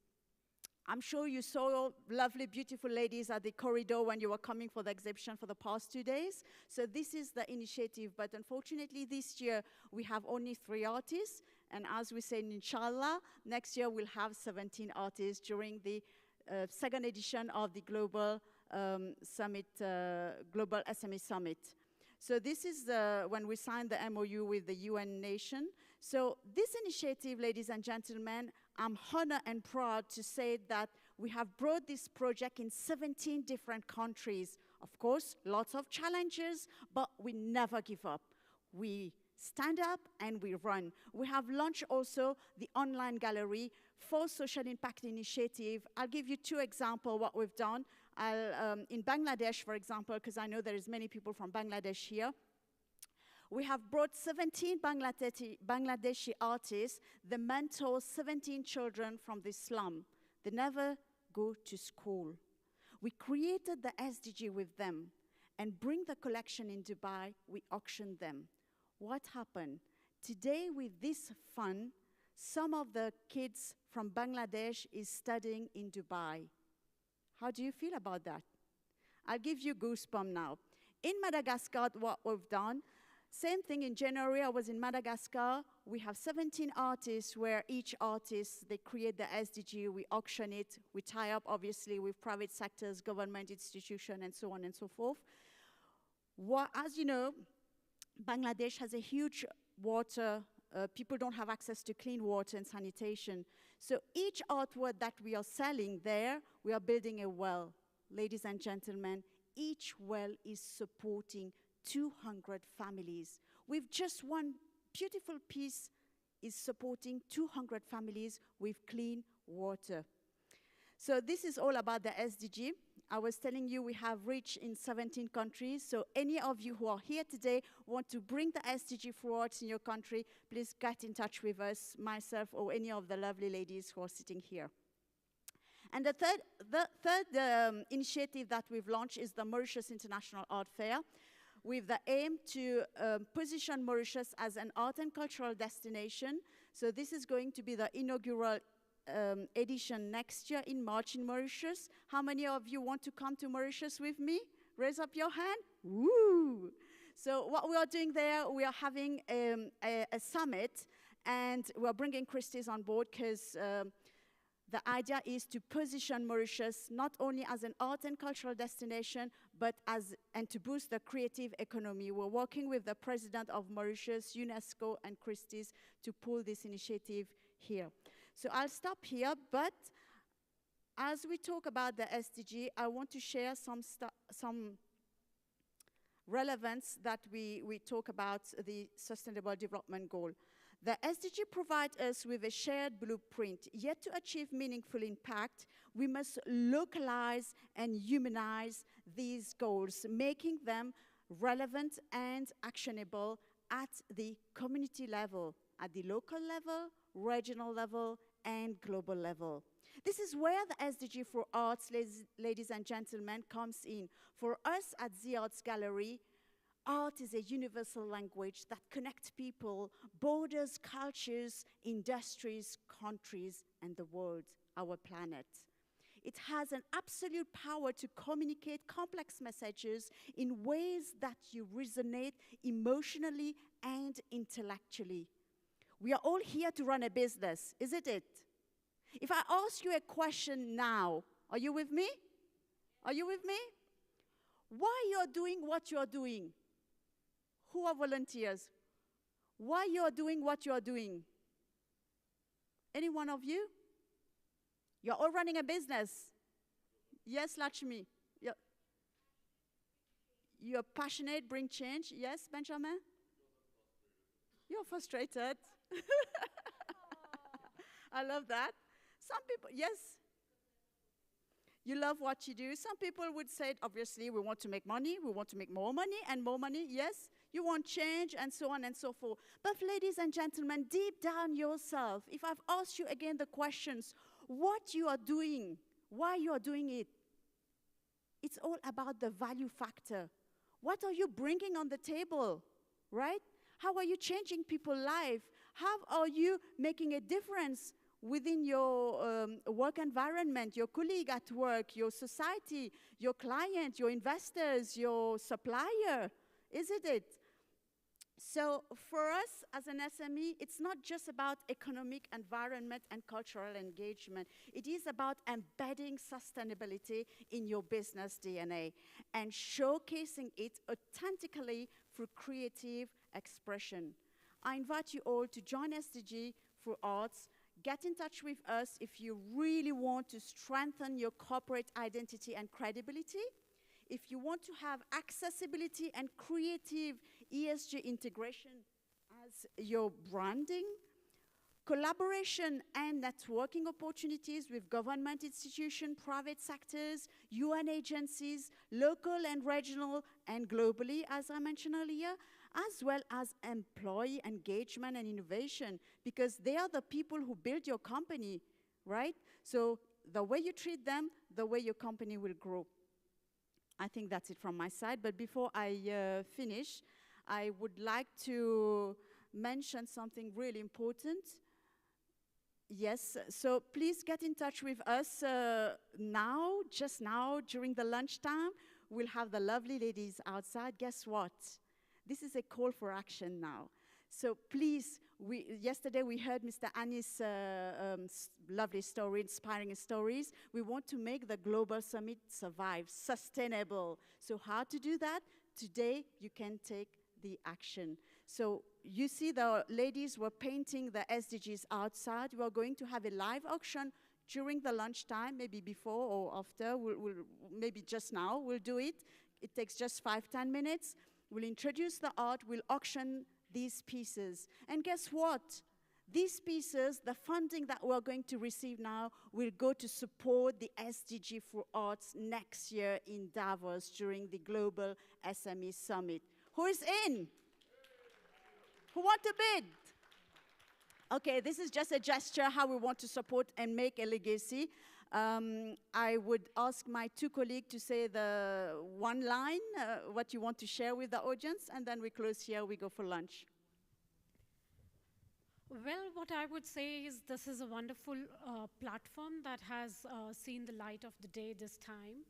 And I really wish that it emerges and evolves in something which is not just the talk, but we are able to walk the talk to make the real change that most of us are saying that we want to make a change. How do we do that? How do we collaborate to make this change is the most important thing. And let's start action on this platform. So this is Shalini. And I'll ask our friend Anup to say one line. Yeah, the one thing that I would like to emphasize and key takeaway from the summit should be how does the capital markets mainstream sustainability, circularity into the decision making. I would say it takes two to engage, and all of us are here to to engage, to understand, and to ensure that we grow together and we leave no one behind. Thank you. Grow together and leave no one behind. This is Anup. And I'll say last word as well, and we open the floor for questions. For me, I will share the 3L, my free secret with you. Love yourself, learn every day, and leave a legacy. Thank you very much. Any questions? We are here to reply, or we go for lunch, or I'll ask the MC to come on stage. Any question in the meantime? I know you're all hungry.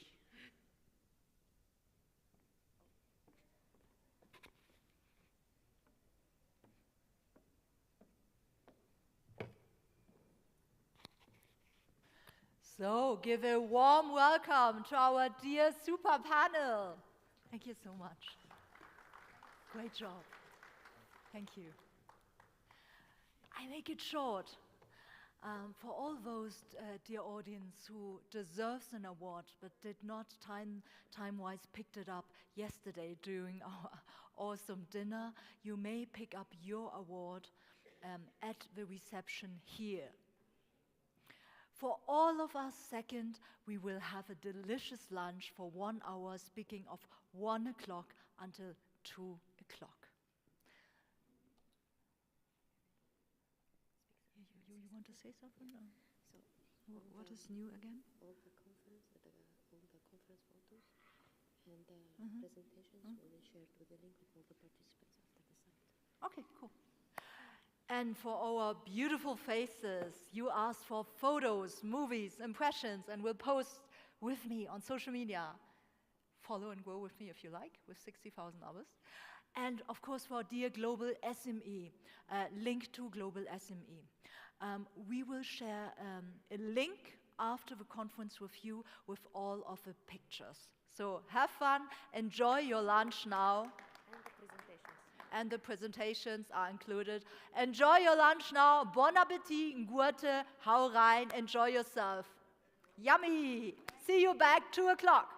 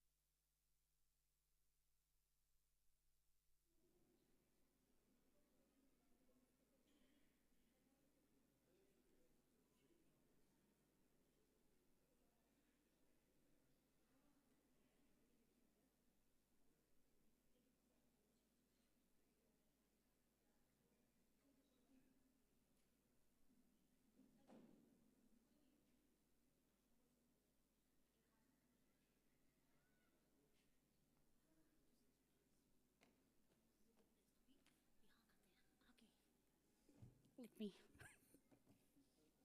Okay.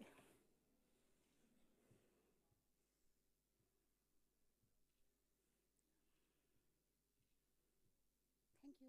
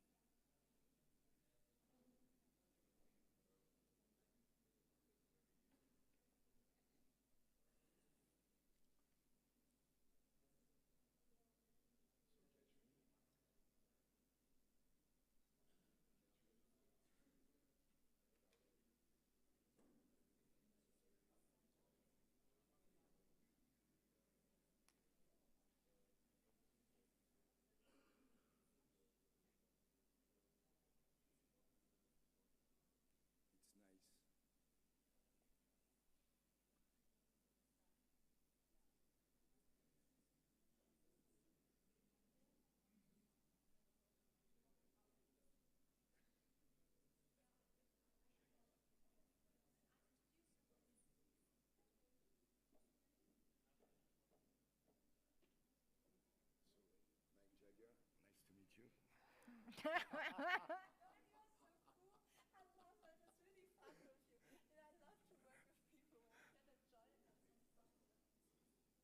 Hello.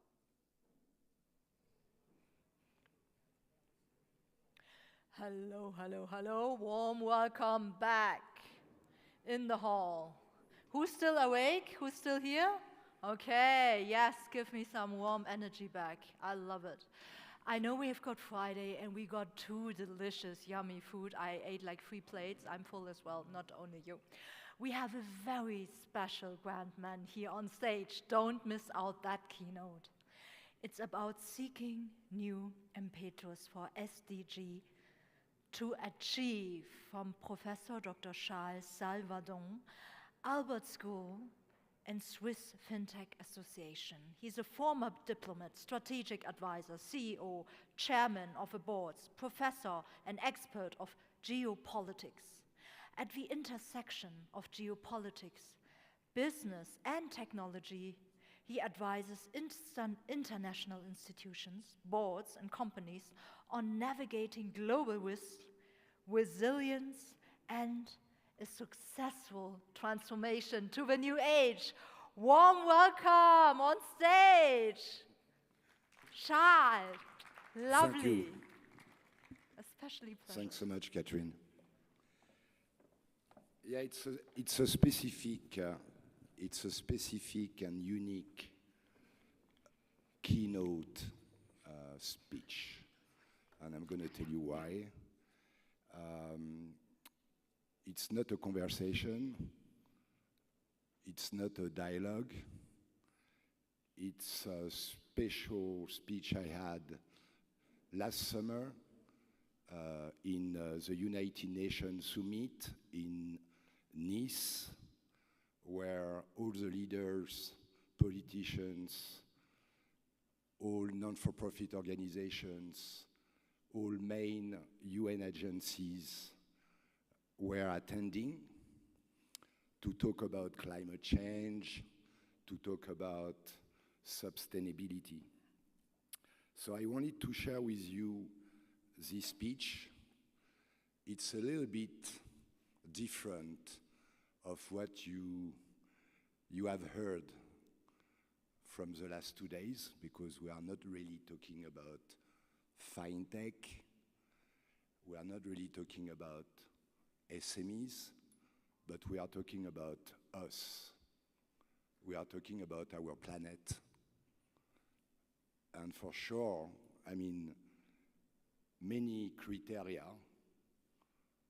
come to the different discussion and the different dialogue we had the last 2 days during this amazing summit. So we met in June, just 5 years from the horizon we set ourselves in 2015. The Sustainable Development Goals were not simply a list of aspirations. They were a contract with humanity, a hope that dignity, sustainability, and justice could be made real for all. Yet today, we must speak with clarity. We are off track. Progress is uneven. Financing is fragile. And the geopolitical turbulence of our era has too often diverted attention away from the global commons. But if the SDGs, because we are talking about SDGs, Sustainable Development Goals, as you know, we have 17, close to 18 soon, are faltering. It is not because they are imperfect. It is because our political will has been fragmented, our priorities distracted, and our sense of urgency diluted. What is needed now, it's not a rewriting of the goals, indeed, but a renewal of momentum, a new impetus that acknowledges the complex world we live in. A world shaped by climate emergencies, pandemics, cyber disruptions, wars, and shifting alliances. So what we do, what we must do. First, we must reframe the SDGs as a question of security. What it means: food security, water security, energy security. These are not side issues. They are at the heart of peace and stability. The climate crisis fuels migration and conflict. The ocean crisis fuels resource rivalries. If leaders understood the SDGs as part of the geopolitical architecture of stability, we would not treat them as optional, but as essential. Secondly, we must mobilize new coalitions. The age of top-down multilateralism is over.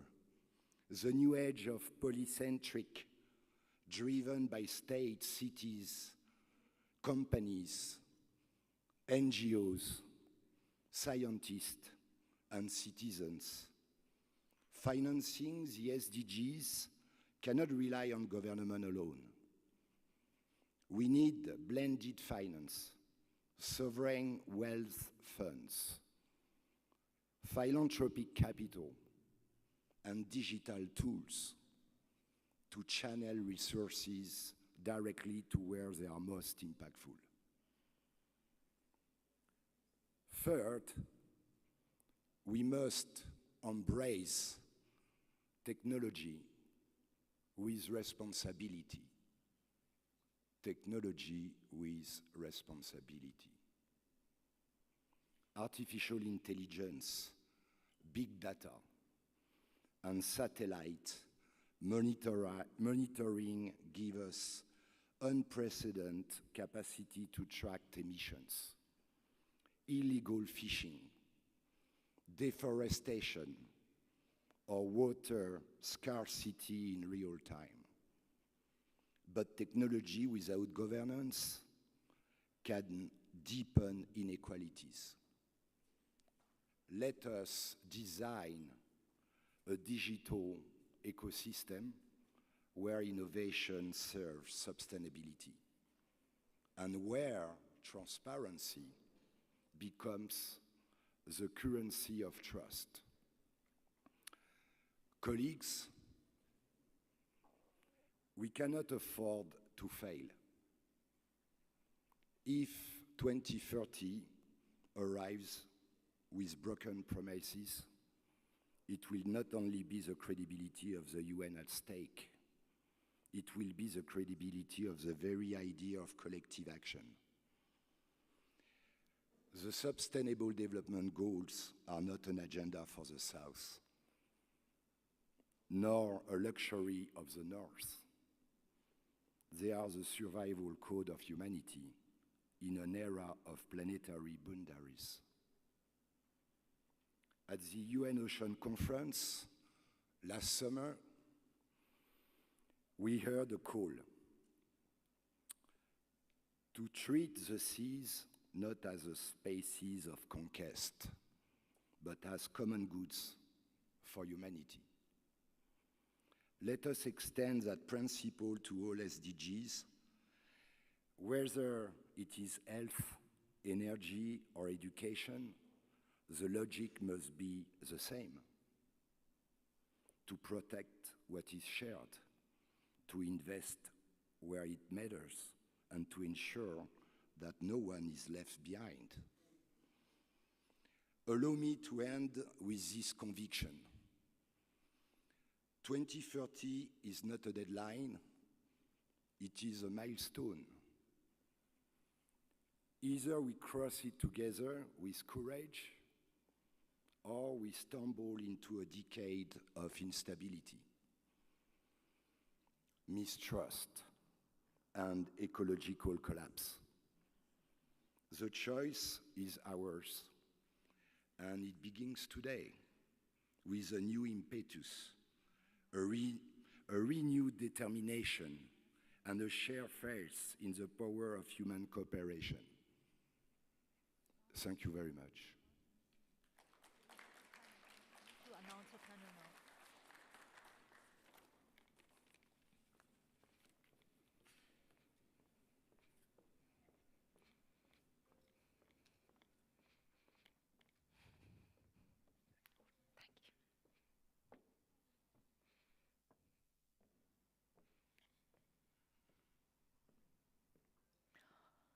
Opportunities come with a large responsibility. I enjoyed very much. Thank you so much, Charles, for your keynote. We have a warm-up panel now, a panel talk about how SMEs and suppliers can build adaptive business models. In today's high-pressure global economy, technology is so much more than just a solution. Explore with us the SME adaptivity towards success with all our global SME members here. So we have a warm welcome with 3 panel talk guests. The first one is Martha Führig aus Deutschland. Hello, Martha from Germany. Martha Führig is the managing director of Good Point Fellows with 2 decades of experience in merger acquisition M&A and a strategy consulting background, helping technology-driven mid-sized companies grow by combining partnership with smart M&A. Martha, warm welcome on stage. Lovely having you here in beautiful, friendly Davos, Switzerland. Please take your seat at the second one. We have Dr. Kro-Vo Reinhardt from Switzerland. She is a serial entrepreneur with a PhD in bioinformatics, CEO, founder at Genorare, privacy-first AI platform for rare disease diagnosis. Warm welcome, Dr. Kro-Vo Reinhardt. The stage is yours. Lovely having you here. Hello, my dear. Third one. We have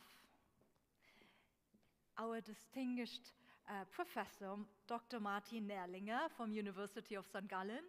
I like it very much because it was part of my education too. Feel very privileged here again with university and business and serial entrepreneurs side by side.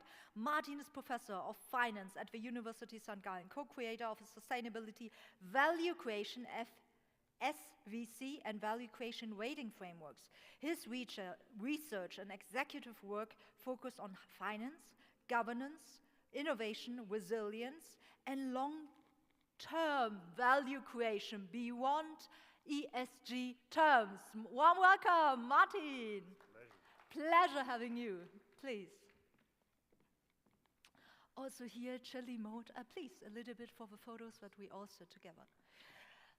Also here, very chilly mode. I throw you a few balls and you let me know whenever you like, just go in. Okay, so you feel comfortable. We're gonna start with you, Martha. When SME technology companies want to expand in European Union, what are the biggest challenges from your perspective, Martha? Hello. Yeah, it works. Well, yeah, you need to switch on. Grow for technology companies in particular is central boundaries, and that is something very underestimated, is regulation. It's simply regulation. You just need to have one figure in mind. 10 years ago, in order to certify one component, metal component or instrument, it was just about 20,000 euro you had to pay for certification. And these days, it's an amount of around 100,000 euro you need to consider. And every company that wants to do business in the European Union need to consider at least one position that is important to get on the market is certification, and you need to plan in 100,000 euro just for one certificate, and you need more. So you need to be very cautious in what you're doing and how to do business and how to also to transform. How to do business and also to transform. Threshold 100,000, we heard it. What about you, Dr. Crow? About leadership under pressure, technology, and all these things happening. Bioinformatics is your background. How do you perceive the largest challenges and how do you handle them? Thank you. So you are resilient to be here until this last minute. And yeah, I hear you. Moving from background as a scientist into business, and I founded a few companies, one of them in a very non-traditional market, with this application of blockchain in the healthcare sector, and now in another one in rare disease AI diagnosis. So it's very non-traditional, but we have to deal with uncertainty, we have to deal with a lot of regulation, and we have to deal with really limited resources. As leaders, like any SME leaders here, we understand what does it mean. So for me, for us, what helps is resilient, and also technologies these days really help. We have a lot of very limited resource, but these days technology is really everywhere. It's easy to access, and we can use all of the technology to help. And for example, in the newest company about application of AI and fully homomorphic encryption, so you know, in rare disease, they live everywhere, and the chance that you see one patient in rare disease is really small. What we have to do with regulation, because like we cannot transfer the data of that patient from Asia, from India, from Vietnam into Switzerland or into Germany for the expert. That's why we have technology to help. So we use, there's so many technology, fully homomorphic encryption or federated machine learning, so that you can still access and analyze the data without seeing the data. So I see there is a lot of challenge, but there is opportunities for the new and emerging technology to help. I personally have a great respect in your field, because rare diseases, you do not only hopefully succeed even more, and you really do good, right? All the rare diseases to cure for the sake of humanity. Yeah. Thank you. I mean, we have to leave nobody behind by 2030, by WHO. So we have to really leave nobody behind this. Absolutely. And you mentioned the data point as a little bit data friend, a bit nerdy data friend. Yeah, you don't have enough data, or how do you back up the data, the real data, the synthesized data backed up with data for the rare disease market demand, a match, and the business case behind. I mean, we dive a little bit too much into detail here. So for rare disease, we have to develop the new models. So it's just one sample per class, and you have to get a very high accuracy, or we get a similarity score. And first of all, like most of all, you have to collect like any piece of data, and you can do federated machine learning, or as I say, the fully homomorphic encryption, so that you can analyze the data when it's still encrypted. And that's why you can crawl all of the data from everywhere that you could. Yeah, absolutely. Then we have a third very interesting perspective from the academia university perspective from Professor Martin. Martin, how do you find, with regard to finance, since you are lecturing finance for SME, the challenge between financing business models, not only in the survival models, but value creation in the long-term succeeding models? What's your take? Happy to take on that, and I think I can directly connect to these two topics that we had. Finance is nowadays also a topic about regulation, about standards, and it's about limited resources. But one thing that really stands out and is a huge trend that is still perceiving, and it is one of the ways that an SME can really excel. It's on focusing on what value you are creating. And this value creation, this measurable impact that you have easier in understanding what you're doing than large corporates with huge supply chains over the world, this makes it much more easier for you to be transparent. And this transparency is nowadays the one currency that you have with banks. Banks are looking for opportunities like impact investment, like where they can see exactly they are contributing to a sustainable development goal, they're contributing to an ESG target, and this is their kind of key point where they still have a lot of money, a lot of dry powder, how we call it, that they want to invest, but they're lacking the opportunities. So try to make a case of all the data that you have and try to prove that you're fit to certain regulations. And then banks are very willingly giving you money nowadays. And we're talking about loans, green loans, sustainable linked loans. We're talking about bonds or covered bonds if you are in need of larger funds here. Very interesting.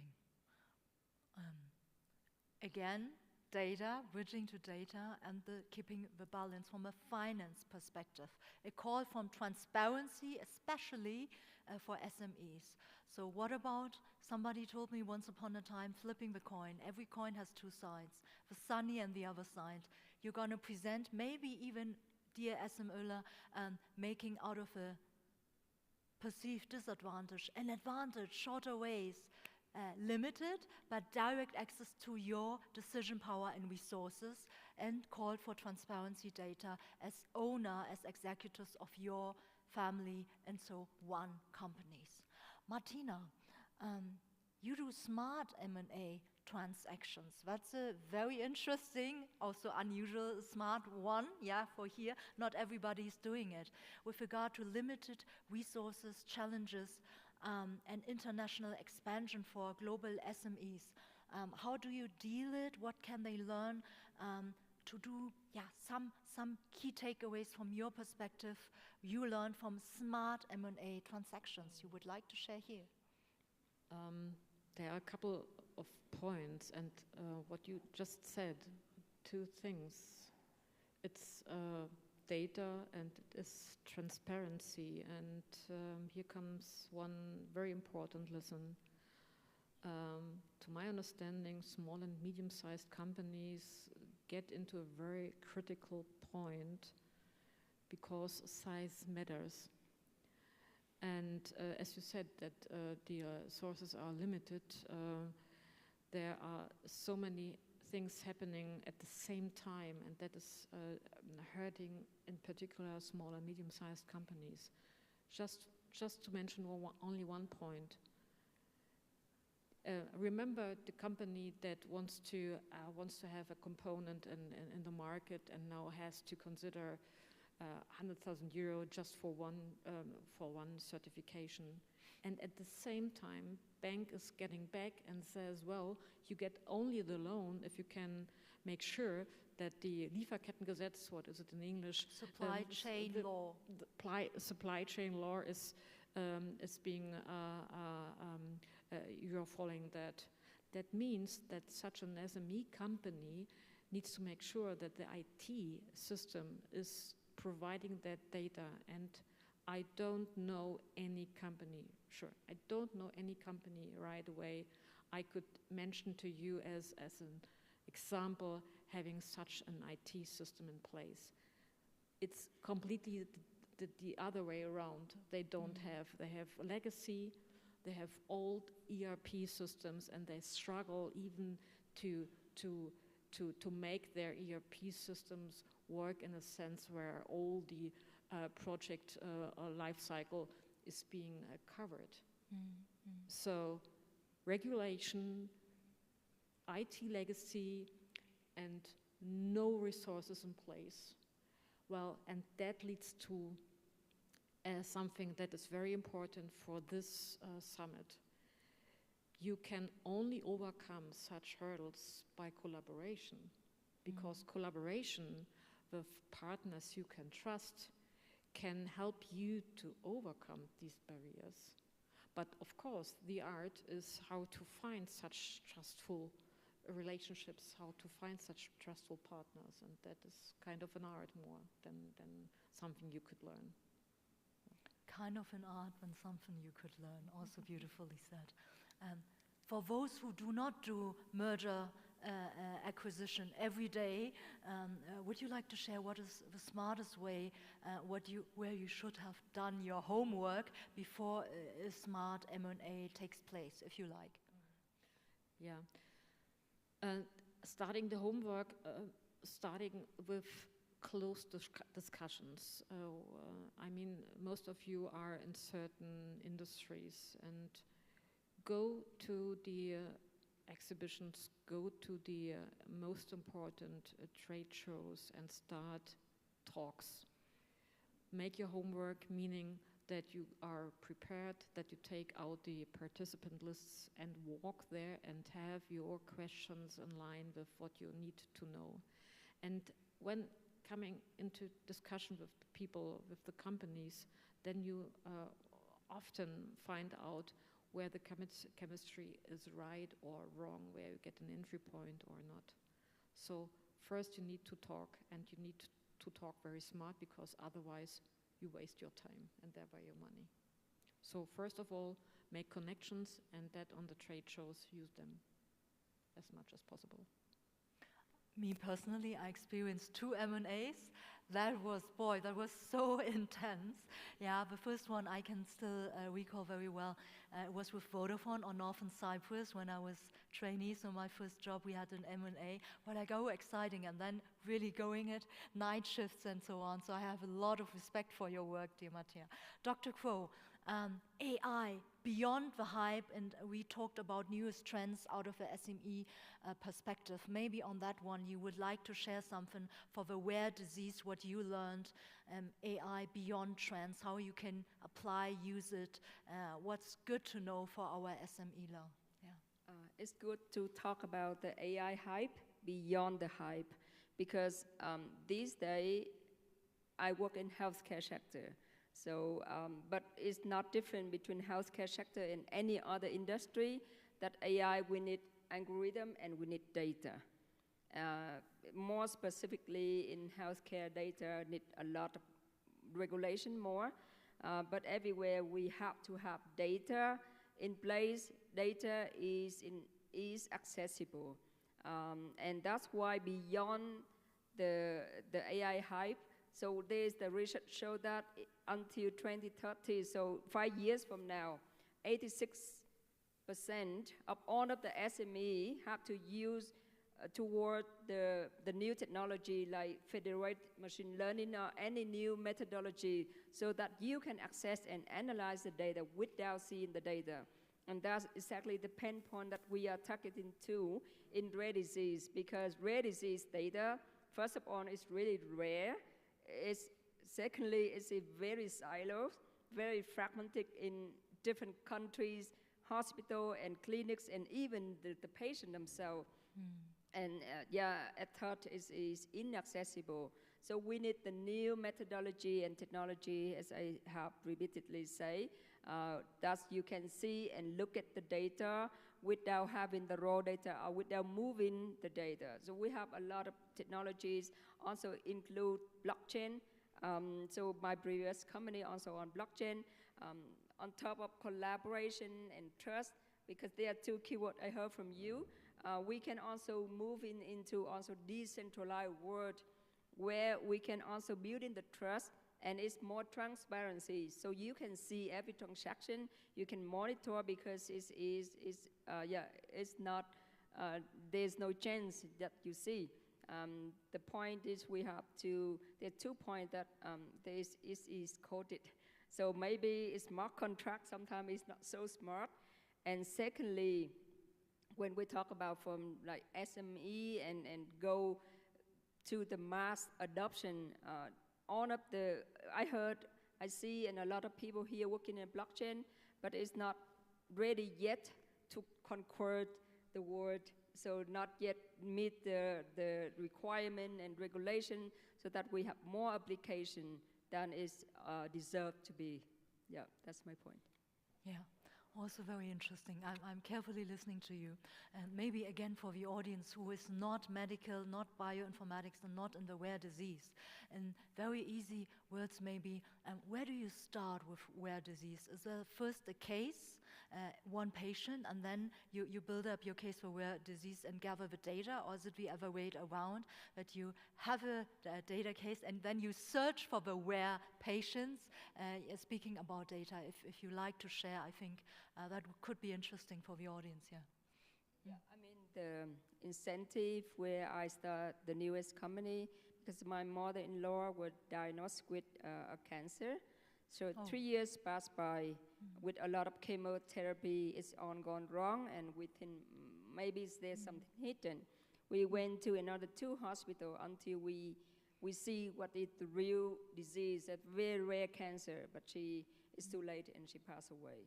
And that's rare give me, you know, the moment that I see that we are not alone. Almost all of the rare disease patients have to suffer the same pathway. From the first symptom until the point that you got the diagnosis and maybe it's the misdiagnosis, and then you have to go in different hospital doctors, and then you get point to somewhere, and normally genome sequencing is the last thing that person do, and some even pass by without doing that. So we collect all kind of data, the symptom, test, take note from the expert doctor, and also the genomics file if possible. We give the signal, and we give the score, so likely this patient have this disease, alert to the doctors. And with our first pilot with the hospital, with the score, of course, the genomic sequencing is really expensive. But with the score here, the doctors already see, yeah, maybe I didn't see that at the first sight, and then he can already appoint the patient go to do genome sequencing in this specific area. So we reduce the time of diagnosis from 7 years on average into 7 months. And then matching from 7 years until 7 months. Yeah, oh my I gosh, mean, for this specific case, depend on really, it's rare, so it's case by case. And match him with the clinical trial, because they also looking for the patient. So rare disease, you have different case and different scenario. Got you, totally. Wow, thank you, Dr. Crow, for sharing also your dedication, motivation from a private perspective. I mean, imagine, hopefully you are all young, healthy, and a long, successful, happy life ahead. No? But in fact, it can theoretically hit everyone, and then you don't want to belong to the good, the most relevant patients, whereas there's markets to cure, or do you belong to the rare disease patients? There should be not upon that to decide, but simply to cure, that you can continue and do not waste your time in wrong diagnosis and all that, which is every individual is a case. With SMEs and startups and all those smaller, we have mentioned restricted resources. So financing is a large part, addressing, again, looking to Martin. I got to know when I was a jury member for the ETH University and for Bilanz Handelszeitung, very renowned newspaper magazines here in Switzerland, appointed me to the jury. So we were able to judge, evaluate 500 tech startups, 500 from all over Switzerland. And then I realized, beyond the business model and what cool stuff they did, that they were struggling with finance. So basically the CEOs, the founders, the young ones, they were like all the time, finance, finance, finance, the first, the last, the next pitch about finance and refinancing, next to building their idea, business model, and doing good, what they actually should have more time to do, next to financing. So here, there's an interesting bridge. Are there smarter ways to finance, Martin? Could you share to our SME audience? Of course, there are many more options than ever. We had talking about several aspects already. Some parts, of course, are decentralized finance. You know, there's crowdfunding, even for business ideas nowadays. At least if you're a startup, you will find amounts that will, go directly into competition with banks. On the other hand side, what I can see more and more often is that we have a lot of specialized banks. And there are more banks that you're aware of. It doesn't always need to be the UBS or Goldman or Deutsche Bank or whatever you have in mind. There are a lot of banks that have an expertise in an area, in healthcare, in automotive, in other areas. And they are one of these partners. They're one of these partners that want to help you. They want to help you with how can you implement AI? How can you implement more data, better IT? Because their problem nowadays is they are regulated a lot. They are regulated very strictly by, here in Switzerland, FINMA, by other organizations, to know exactly everything about the customer, about the negative impacts on environment, about their social criteria, about, of course, still the feasibility of the business model. And they don't find enough opportunities to invest their assets, in particular here in Switzerland. And this is why they're now more willing than ever to support SMEs, to support startups and founders, to find new opportunities to invest their money, because they want to be very sure about the investment. They have had a lot of greenwashing, even green wishing parts where everyone was in good manner, in good mood, and still in the end it was not delivered. So something having like smart contract. Thank you for mentioning that. This can be a method that you can convince a bank to invest you, to lend money into you, because you are delivering the transparency and the trust that is needed for a bank nowadays to give out the financing. Interesting. So what I hear from you, Martin, don't always approach the big banks, the known one, yeah? Also, the specialized one, do you mean by that like local banks from when you are based in Davos, Regionalbank, regional banks, and so on? Would that be cool? This would be half of the story. Half of the story is you have your regional ones. You have, again, in Switzerland, the cantonal banks, in Germany, Landesbank, and you have them in many, many European countries and also abroad. But in other cases, it's really like banks or fintechs that specialize on a business model, on a technology that they want to finance. When I look at some of my students in St. Gallen, they are nowadays don't want to go to UBS or Goldman or these type of banks. They want to go to small VC PE companies. They can be in Zug, they can be in Geneva and other places.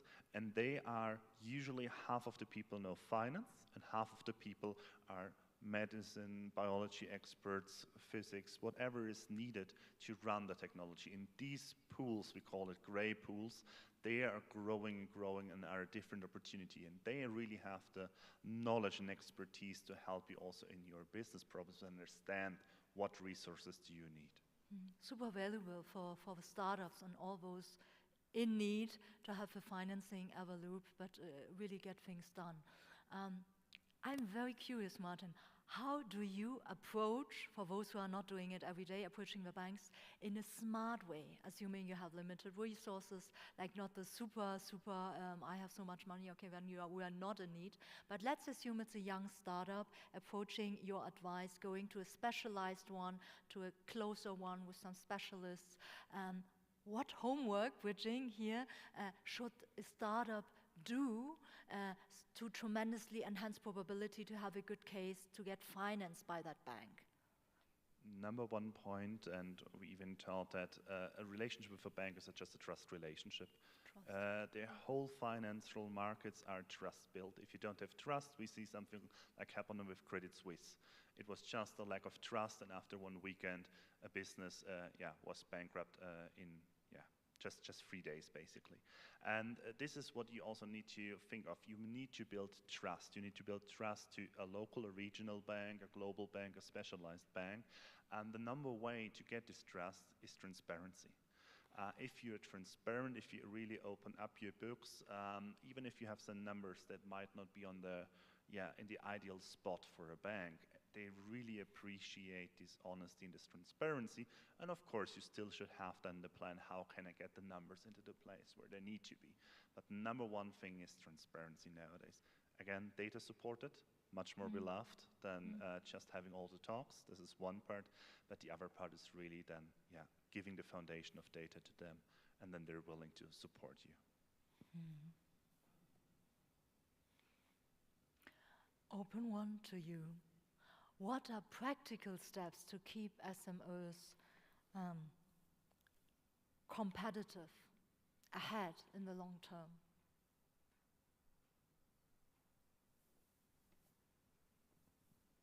maybe nowadays one idea is really like sustainability. Sustainability still can be one way where a lot of people, a lot of companies, so in particular large companies, are struggling.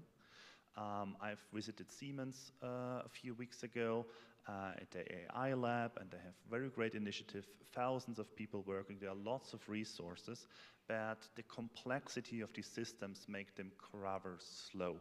And on the other hand side, they do not know exactly their whole processes. They cannot really assess, at least at this point in time, how sustainable, how impactful, how value creating are a lot of their products that they have. And this is, I think, an advantage that an SME, if you are able to challenge this data problem that we talked, the IT legacy problem, and you're willing to invest into that, then you can be more in the forefront of this technology use, and then can really focus on some topics. And again, one topic that I see still a trendy topic is focusing on sustainability, prove your impact, prove what you are doing to solving one of the issues like our SDGs or other frameworks, and then a lot of people are willing to buy your products, invest into you, lend you money. This is kind of still an idea that at least here in Europe, in Asia, still prevails. In the US, there might be a different opinion about that nowadays. Martina? Simply Marta. I think you need structure. You need to be structured because sustainability and everything that like that, that is nothing you can handle with if you don't have the structure. If you don't structure your day, your processes in order to be able to handle things like that. Just imagine a company with 100 people. Usually they have a management team made up of one CEO, maybe one CFO, but this is mostly only an accountant, so no strategic finance, and one COO who's handling all of the projects. So that is not much time there for any farther-looking, future-driven project. The time is very limited, so you need to be very structured. And that is, so when you come and going to discuss, for instance, transformation strategy, you need to put that into very small steps, and even you should avoid the word transformation, because that would mean that the whole company is being completely out of the work. Yeah, because transformation means everything has to be changed, and that is nothing a small or medium-sized company can really consider because it's not affordable. Yeah. So you need structure. Yeah, I follow you, Marta. So you have a daily business you need to secure. Yeah, you are not like that fancy that you do innovate all day, but all that in challenge. And by the way, sorry, so I'm just getting back to the specialist banks and so on. Crowdfunding, for instance, Ronnie, we were just talking about that. Yeah, German companies, also startups, try to use that, and they need to stop that because of the tax regulation in Germany. That's why not many things were crowdfunded. And the German banks, even though they start to be kind of innovative, when it comes to the contract, it comes to collaterals. Well, and they are still kind of old school style and ask for even more. So it's not the collateral coverage of 120%, but right now for small and medium-sized companies in Germany it's 150%. So that's why lots of companies really tend to ask for partners, maybe also equity partners, in order to avoid this kind of collateral scheme that is really hurting.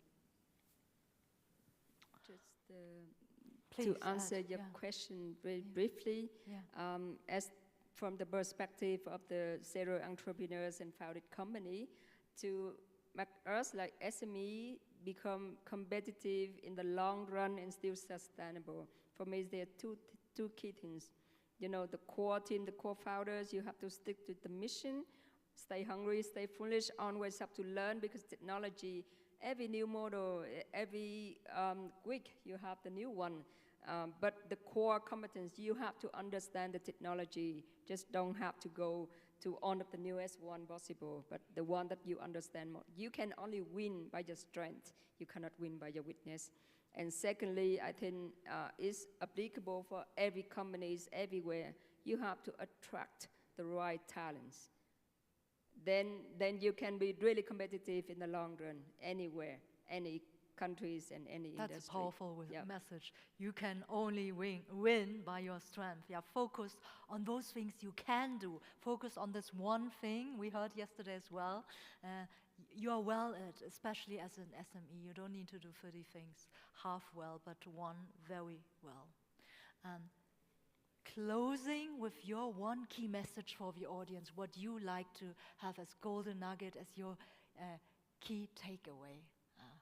Starting with you all the way back, if you like. Martin. Happy to do that, and I'm very happy to directly connect it to your last point about talents.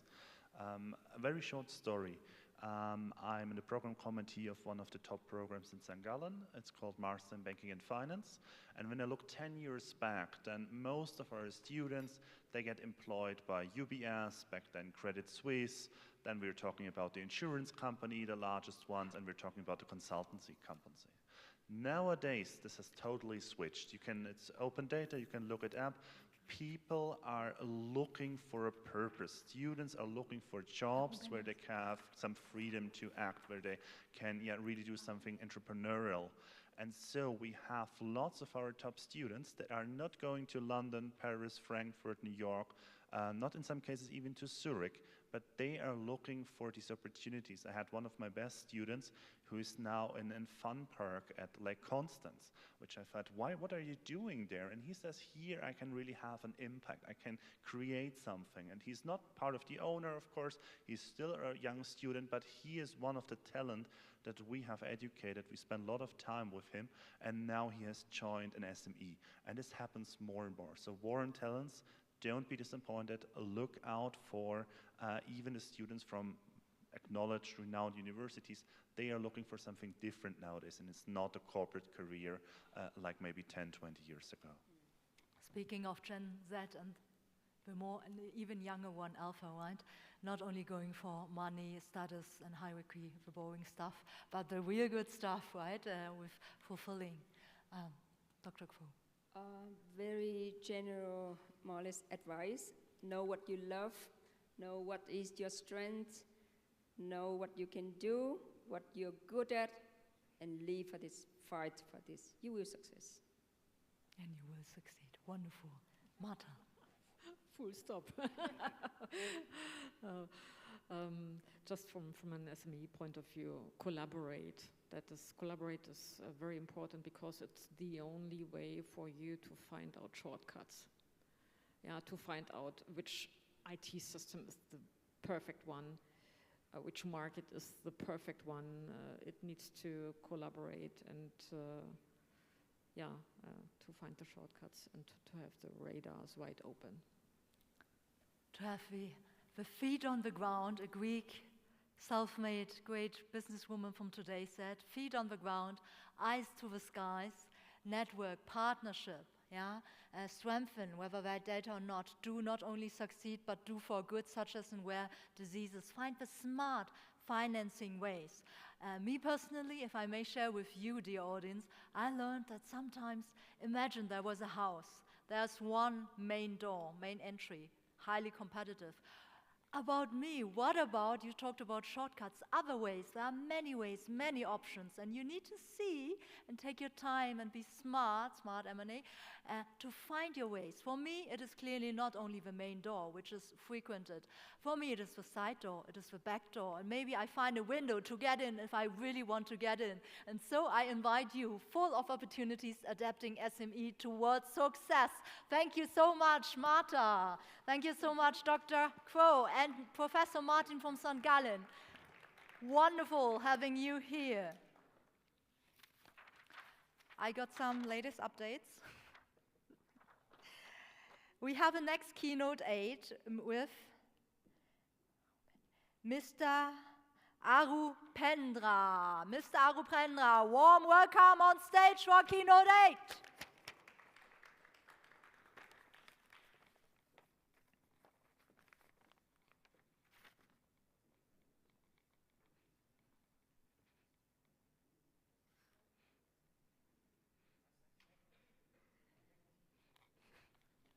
Thank you so much. Lovely having you. Lovely having you here.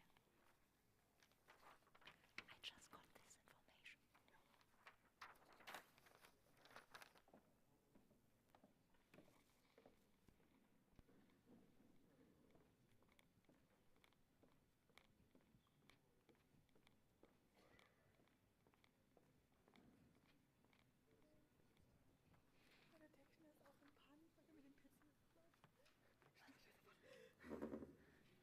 Ich muss mal meinen PC noch zurückkriegen.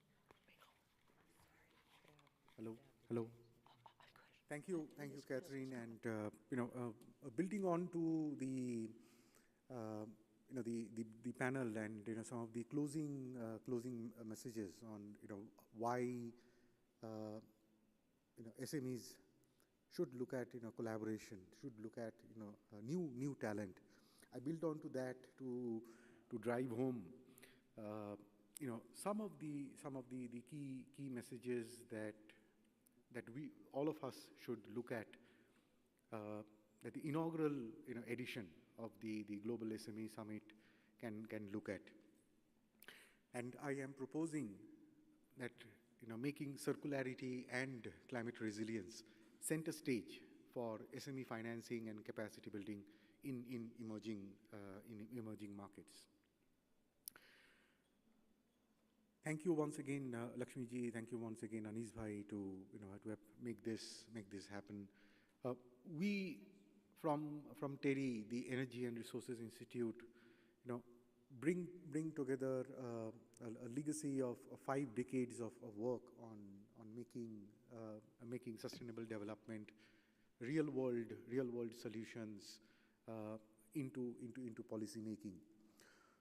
What you see on the screen is our regular engagement to look at the voice of the industry, the voice of businesses to shape India's climate policies. Right from 30th of June 2008, when India for the first time announced its National Action Plan on Climate Change, to 30th June 2025, where celebrating 17th anniversary of India's first announcement on policies on climate change.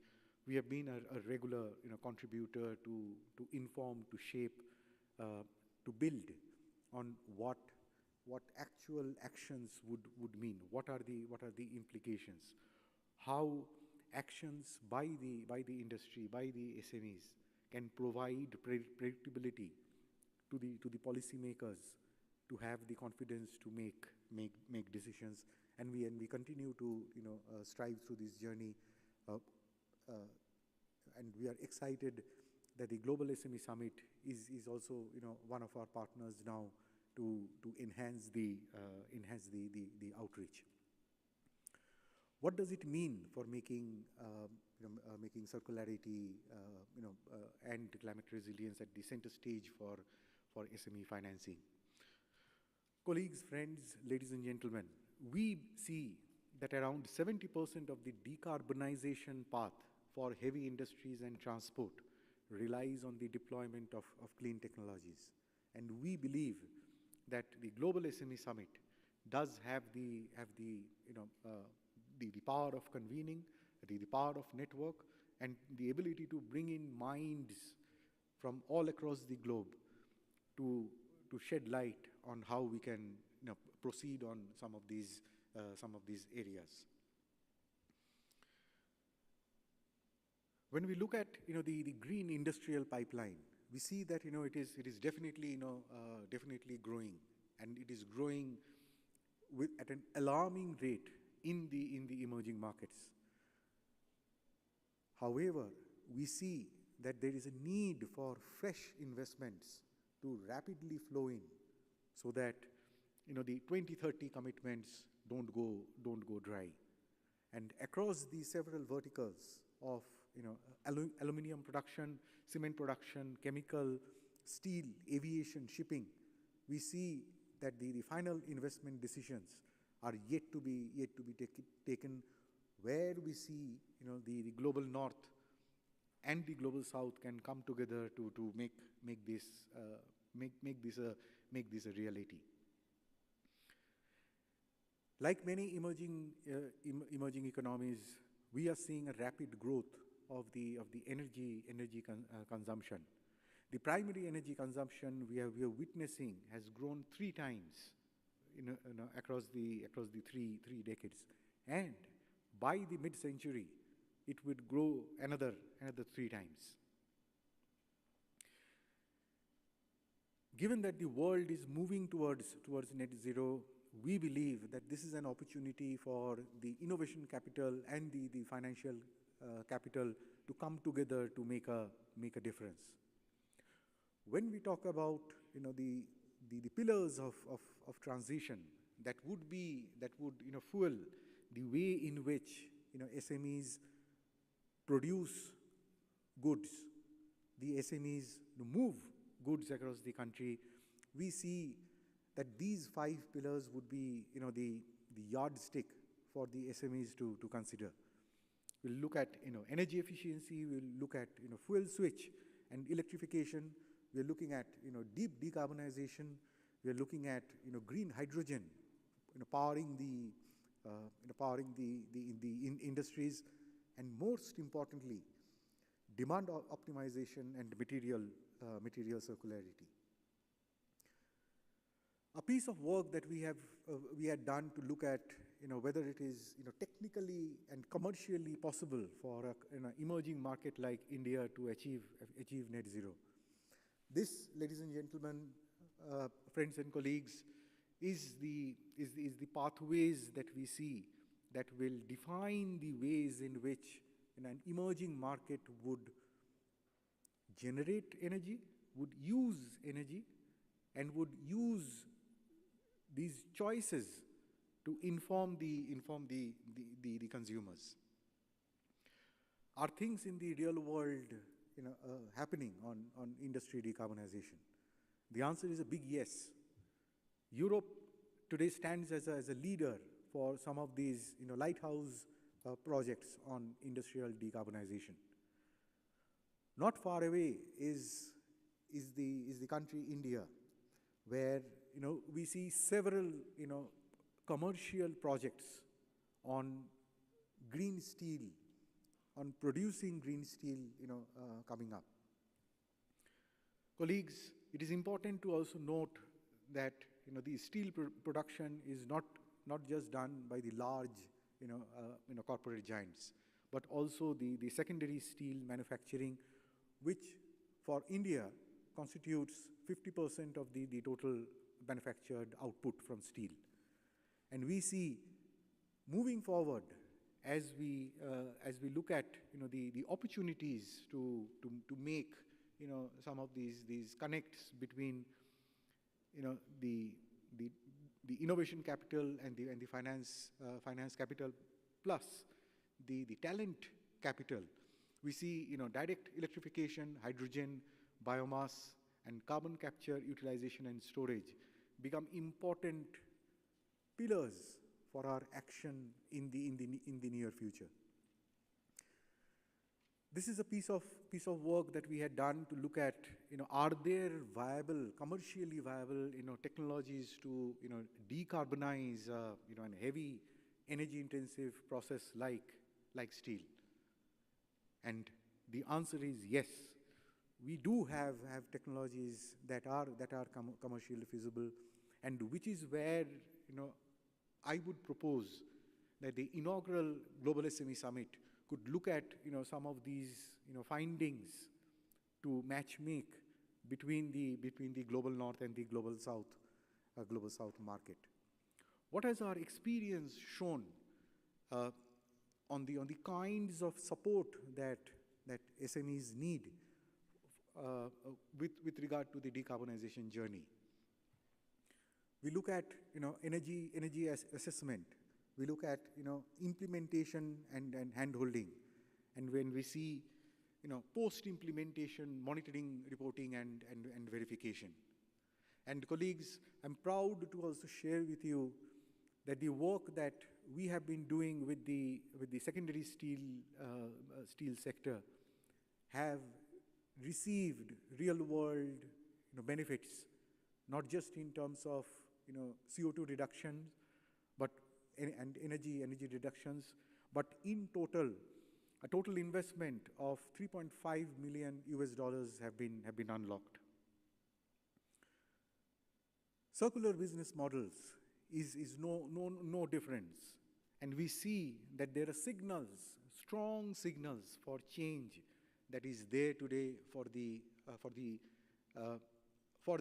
inaugural edition of the Global SME Summit to take forward the conversations with the entrepreneurs and the partners across the global south and the global north.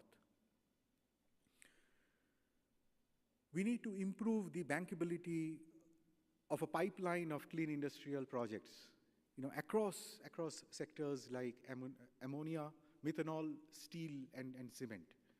And which brings me to the 4 call to action that I propose for the Global SME Summit to take forward from its inaugural edition to the second annual convening.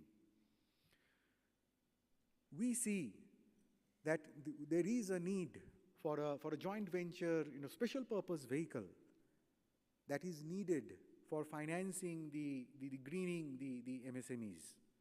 And here we are talking about large fund players, the debt and the equity financiers coming together to drive home value for the SME partners across the emerging markets. We see that there is a need to integrate a supply chain linked model for financing decarbonization, where we believe that a robust carbon credit mechanism could bring together large firms and corporate buyers together with the MSME partners, where we not only look at the flow of carbon credits, but we also look at how do we establish the forward and the backward linkages across the supply chain.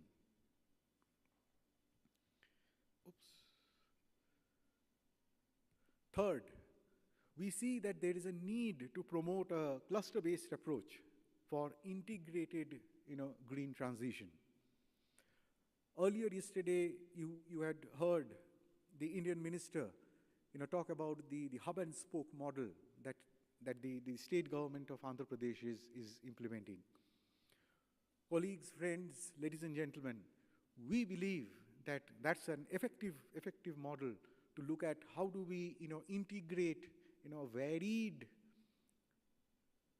kinds of services come in to support manufacturing, to support logistics, to support job creation across the emerging markets. The last call to action is something we believe strongly that would make a lot of difference, is interoperability of standards and processes. Regulatory clarity and standardization across green finance and compliance mechanism, we believe, would enable a leapfrog approach in terms of adoption and implementation of green solutions for the SMEs.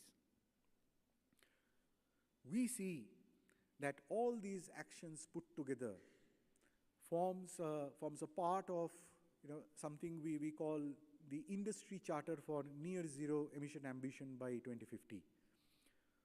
We see that these 7 areas of action should form part of the business continuity plans, should form part of the business growth plans as we move forward and as we look at to have access to newer markets, to newer customers. On the screen, you have a QR code which you can scan to see a set of real-world practices, real-world solutions which are enabling this change at a fast pace. I'm proud to mention to you that this was a moment on the screen at the center you see is Professor Jimsky. Professor Jimsky is the chairman of the Intergovernmental Panel on Climate Change. We are proud that with Professor Jimsky, we launched this industry charter, and we believe that this can be an important takeaway for all of us and partners from the inaugural Global SME Summit. Thank you for the opportunity.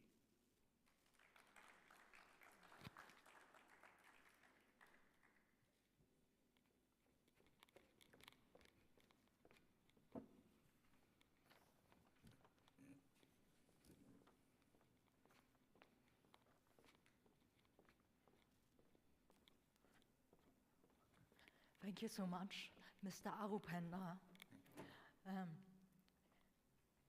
Vice President, Associate Director, TERI Council for Business Sustainability, India. Give a warm applause, Mr. Arupendra. Thank you, audience, to show appreciation. The next is our last panel for today. Thank you for still being with us and still being awake. So we have the last one with a very grand man here, Philippe J. Waits, from Swiss FinTech Association, the president. I warmly welcome on stage next to Philippe Cleola Kunene, South Africa, Dr. Karen Wendt, Switzerland, and Dr. Thomas Stern, Liechtenstein, to the following panel discussion, Fostering Financial Resilience and Inclusive Growth. Warm welcome on stage. Come on, give them a warm applause on the last cool panel of today. Philippe, so good to see you again. Hi there, warm welcome.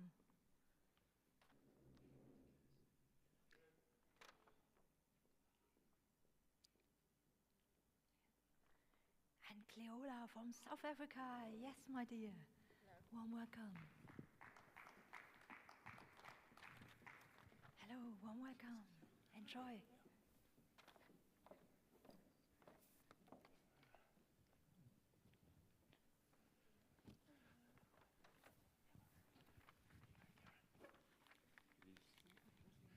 Hello, so we have the honor and pleasure to host the 8th and final panel discussion. A lot of discussion about SMEs this week.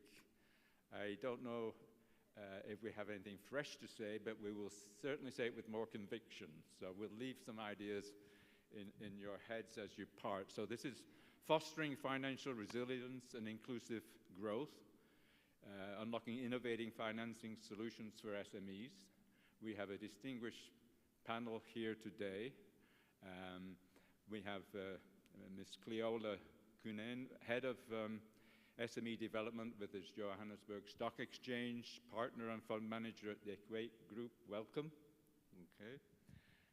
We have Karen Wendt, who's a good friend of mine. She's the founder of Swiss FinTech Ladies. We're a member of the Swiss FinTech Association, so we collaborate together. Also SFTL Angel Investing and author, mentor, jury member, part of Kennedy Incubator Accelerator, many, many different things. So we're happy to have you here today, Karen. And finally, we have Dr. Thomas Stern, born in Vienna, is a habilitation qualified legal scholar, worked for nearly 20 years in the field of financial market regulation, I guess with the FMA, yes. His professional research focuses on public economic insolvency and restructuring law. So welcome all of you. We're going to talk about thriving in uncertainty. We are in challenging times. I read this week that with the sanctions and with the tariffs being imposed, it makes life very difficult. Strong headwinds for SMEs. It says particularly Africa will be most impacted by what's going on right now. So this is an important discussion. So there has to be equitable access to opportunities. We have to unlock innovative financing solutions, optimize working capital, maybe leverage hedging tools, and there's certainly a need for stability. Sustainable finance and forward-looking public policy can create inclusive pathways to growth. So let's kick off, okay? And we'll kick off with Cleola, because your daytime job is developing SMEs. And you also are a partner and fund manager, so you're on the funding and financing side. So why don't you talk to us a bit about shifts in capital allocations, innovative SME funding structures, including private capital and alternative strategies. Thank you very much, Philip. So yes, I'm on the funding side. I'm also happen to be Deputy Chairman for Startup 20, so I'm also on the policy side. And I can say that, you know, what we're seeing globally, and I think, you know, conferences like this is almost testament to the fact that we're seeing a shift in terms of capital, shifting, especially institutional capital, shifting a little bit from what used to be just focused on large enterprises to a little bit more focus on smaller businesses. So, you know, if we look at innovative funding solutions, there's a lot of innovative funding solutions that are being developed. Some of them don't really have the maturity yet, but the fintech industry is certainly testament to that, where we've seen a rapid progression of fintech, providing alternative solutions for SMEs. But yes, in terms of my day job, as in the two parts, I look at it both from an institutional capital perspective as well as a private capital perspective. And we are seeing a significant uptick in terms of private capital, as well as even pension funds allocating more capital towards, you know, previously or currently still very more high risk solutions such as SMEs. Okay, thank you very much, Karen. You're the founder and president of Swiss FinTech Ladies, so you're passionate about female-founded SMEs. Not only SMEs. Amongst many other. Impact SMEs. Right. So how do we ensure that women-led SMEs are not left behind in the financial landscape? We know that there are some hugely successful female founders of fintechs and other businesses. Nubank, Starling Bank, Coinbase, SmartPurse, brilliant people out there. But the truth is the majority of startups and SMEs are run by men. And most of the funding, the capital raising, whether it's seed investing or whatever, tends to go to the male-dominated SMEs. How do we have a good equitable balance in your view? Okay, thank you very much for that question. So first of all, I think we, as women, we're not victims. Just to be very clear, yeah. So there are great startups with at least one female co-founder, not necessarily only female or completely female, but at least with 10% female equity. And yes, it's interesting to see that we have always these figures from venture capital and capital goes to men and so on. And that's still true. There's, however, also research showing that the traditional players like banks, they love to give credit to women because they know women do repay. And so I just want to place that message here. Yeah. We support the entire ecosystem in a number of ways. So we have a female, well, we have an entrepreneurship hour, we have a 360-degree coaching for SMEs that are new to the market, so startups up to 5 years presence in the market. I'm sitting in the juries in Switzerland, Venture Kick, well, Ventures, Mass Challenge, you name them. And I think we have a lot of really great startups coming out of the universities, especially when we talk about deep tech, especially when we talk about cryptology and the creation of the new financial market. Because in 10 years from now, it will be all blockchain-based, a lot of players will disappear, we will have agent-to-agent communication, we will have agents who do the entire due diligence and, well, everything, all the analysis of shares and ETFs and so on. And so the market will change a lot, and we like to invest in those companies together as an angel club who bring about that change. Thank you, Karen. In a previous session, we heard what are the challenges in starting an innovative business in Europe, and the first comment was regulation and the costs of obtaining a certificate, 100,000 euros or something. So that leads right into Dr. Stern. From your vantage point as a former financial markets supervisor, what are the most effective levers to build financial resilience in SMEs without constraining inclusive growth? Yes, as a former financial supervisor, as you said, I have seen a lot of bad practices. You know, I lived through a lot of crises, and Karen mentioned now a little bit the gender diversity in maybe the committees too. And there is empirical evidence that a gender diversity in banks is a risk mitigated factor. Yeah, it was a few years ago, and I fear, and I guess the sample was very low because there are not so many women in big banking companies. But back to your question, when we talk about resilience, and this is the title of our panel, and inclusive growth, what do we mean with resilience?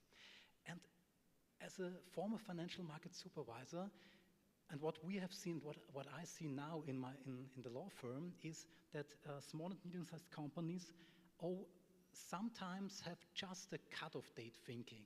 So we have some reporting requirements, and they say, okay, we have enough capital and liquidity at this point of time, but what we know, and this is a key lesson learned from the financial crisis, is that we must have, and this was in panel discussion 7, a topic, must have a forward-looking perspective. In financial market regulation, sometimes it's called a little bit with scenario analysis, with stress testing and so on. Yes. And a good issue to enhance resilience for SMEs is to be prepared not only for good but also for crisis times. And it was mentioned before in the session 7, it was a very good panel discussion before, that transparency and the availability of data is a key factor for such SMEs. And we heard of this, data is building trust, and trust is reducing the risk premium of funding and so on. So the biggest risk for resilience for SME is information asymmetry, because when the market goes down, then the bid-ask spread is higher, and funding will be higher too for SMEs, and a lot of SMEs do not have then the capital and liquidity to survive this crisis. Can I come in there? Please do. Yes, me too. So I do agree, but I also think that the reality is that at the baseline, a small business already is as resilient as they can be because they're a small business, right? And quite often they need to build up the capacity first to get to the point where they can actually build up resilience. So the question around financial inclusion means that as financiers, what we also need to capacitate for is to provide a little bit of that runway, right? So there has to be both, yes, there's commercial capital, but there has to be both trade guarantees, and this is especially where governments can play a role, and there has to be some financial runway, because if you're a small business, yes, we can say, have runway, you know what I mean, have resilience because trouble's going to hit. They know trouble's going to hit, of course.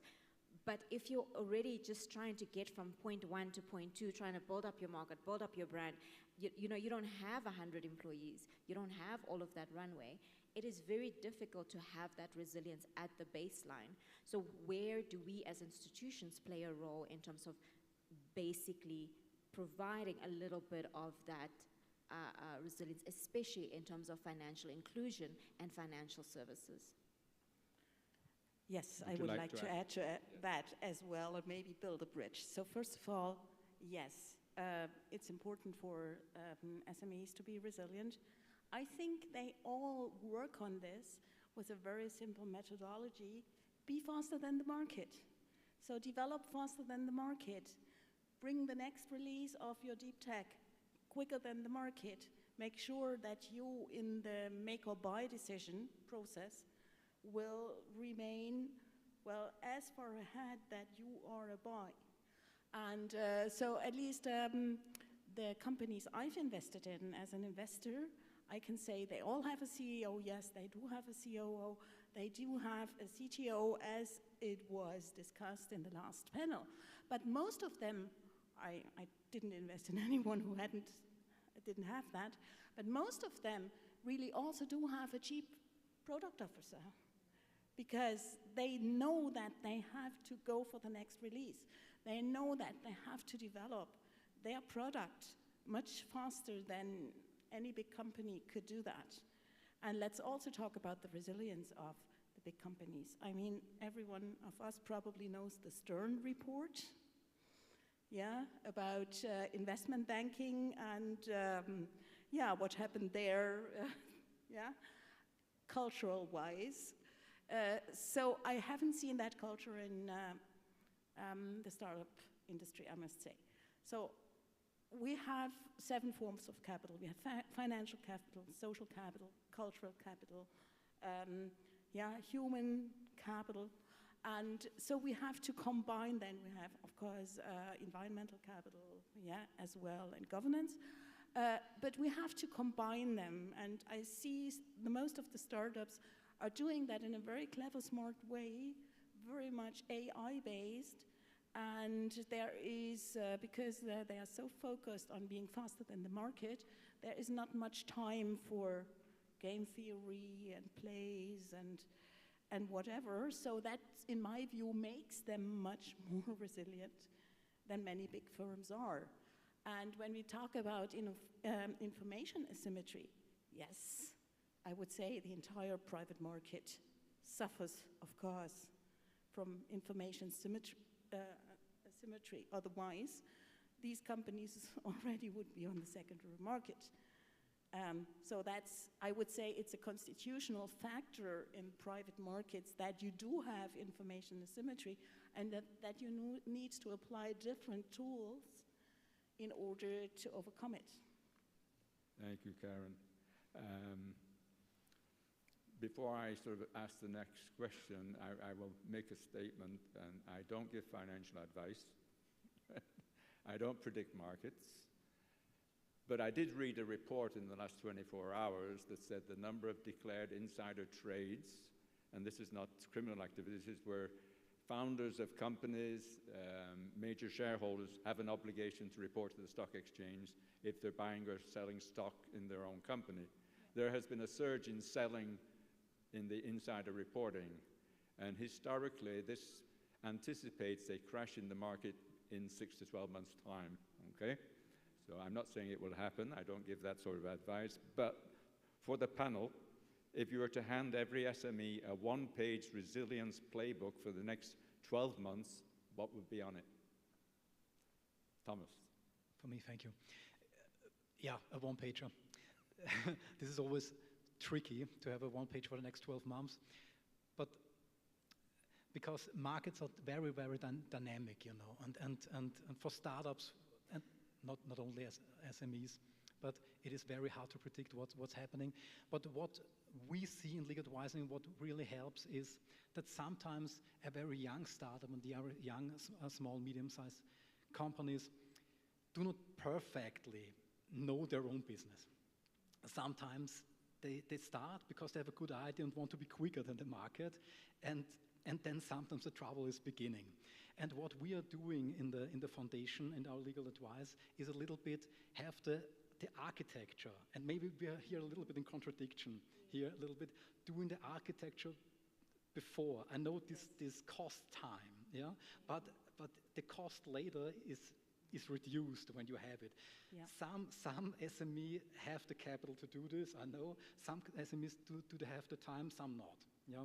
So what we're advising is understand your own business model, understand the data availability. What we see is that there is no perfect use of data available. They have data, of course, but they do not use it in a perfect way. So first, I would gather the data, have a good data architecture. I know this is sometimes problematic. And then what we are doing on a one-pager is a risk matrix. It's very easy, you know, sometimes SWOT analysis is used for this. Doing a risk matrix for the next 12 months, it's forward-looking, and you see what is the best profit drivers and what is the highest risk for it. And then, and maybe it sounds a little bit exceeding for SME, but we're doing this for our clients, we're building a small contingency plan. Because it's not the plan. You know Dwight Eisenhower, plans are worthless, planning is everything. It's the procedure to get better to know your own business model, to better know what data you have available in crisis times, what you can disclose to the bank, and so on, and so on. So I think this is the one-pager. It's not space enough. Thank you, Thomas. Cleola, how does that apply in Africa? I agree with you so much on what you stated, because one of the things that I actually teach, and I'll say both startups and small businesses, because it could be a tourism business, it could be anything else, right, is the language of money for entrepreneurs. And it's everything from the mindset around money to understanding economics, understanding the rules in the economy that you're playing in and how it impacts you, understanding your pricing, understanding your business model, 100%, because when you speak to a lot of businesses, they actually don't understand their business model, and they don't understand how to get to annuity income and recurring income. They especially don't understand their financials and how it implicates and impacts them in terms of the forecasting and growth of their market opportunity, etc. So once you start unpacking all of those things and then go into, yes, the financials, obviously the fundamentals around runway, building out runway, creating runway, it becomes significantly easier for them to also, yes, and then become more compelling and competitive. But the basis of them not necessarily having that, and if it's a one-pager, it's understand the economics of the market that you're playing in, understanding how to be the best and most competitive and compelling in terms of your value proposition, but also understanding pricing changes and how things are going to change. And I mean, one of the first things that you spoke about was, for instance, tariffs.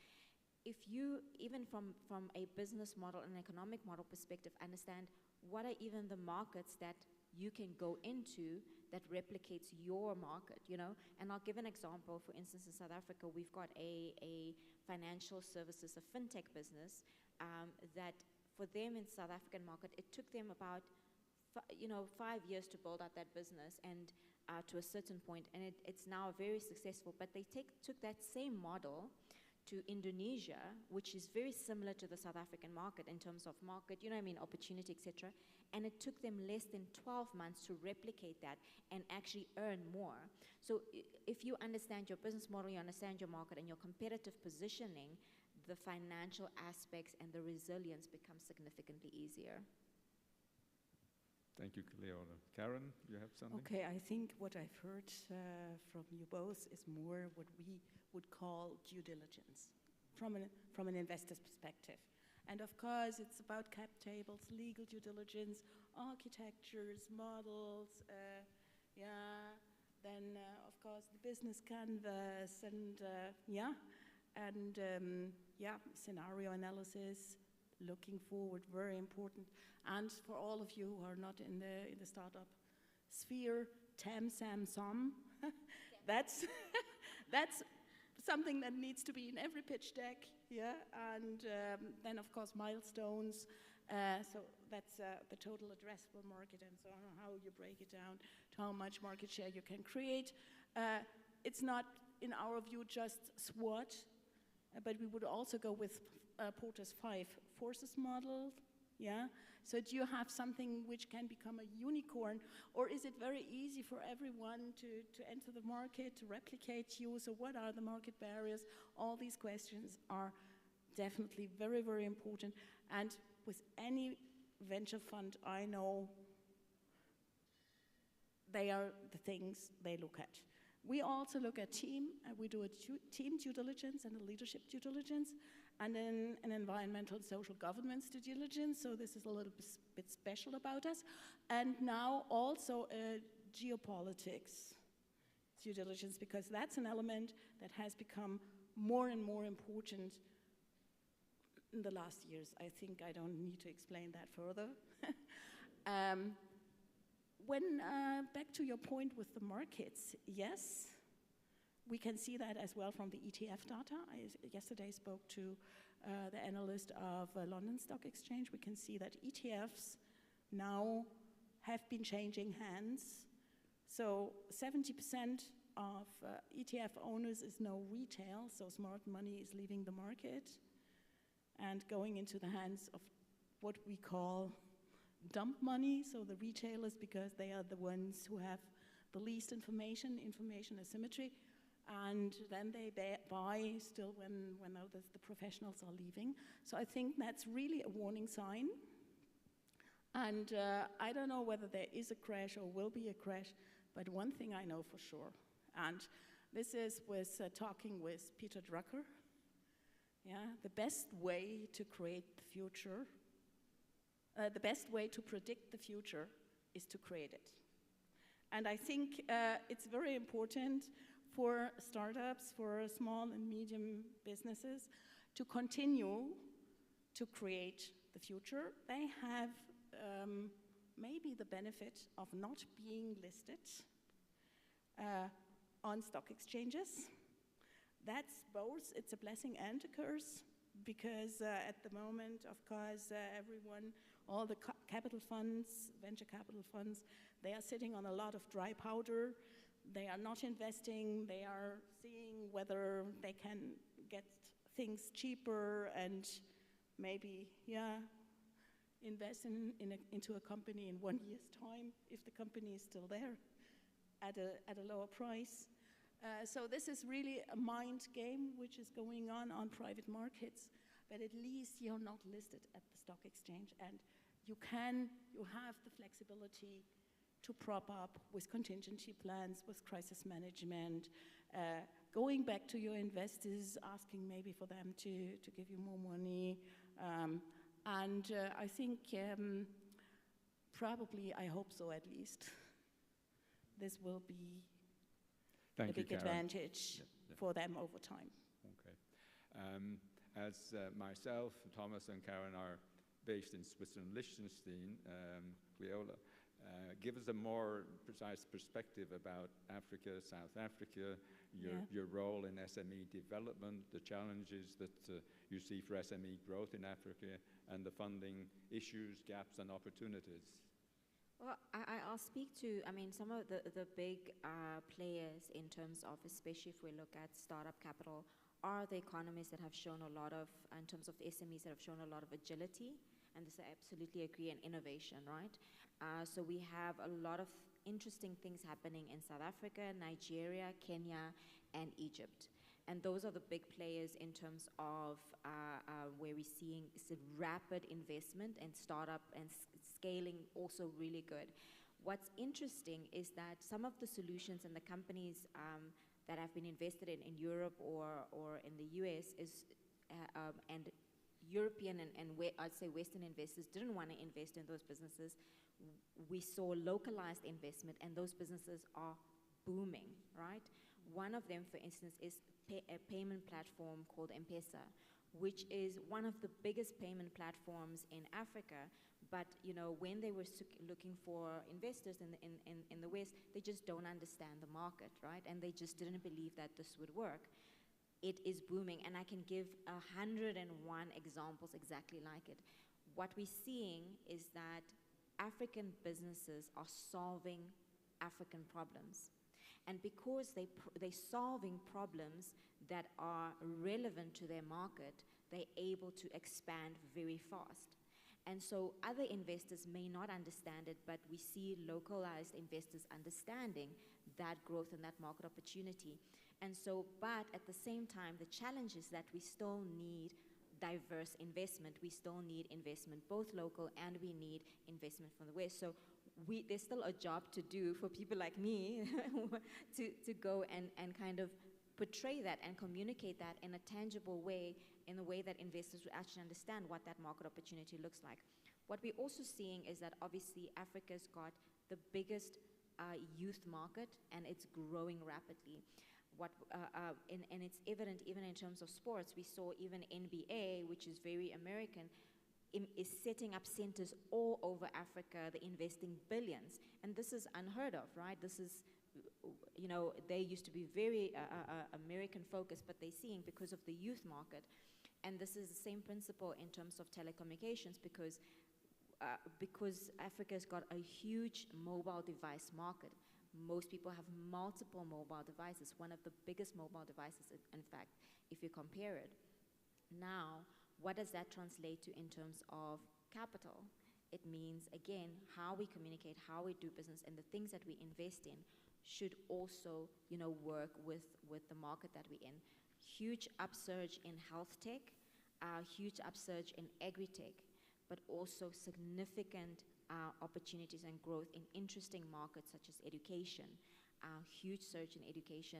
And I can tell you, I mean, I've invested in and grown one of the businesses, opened 45 new schools in less than 5 years, right?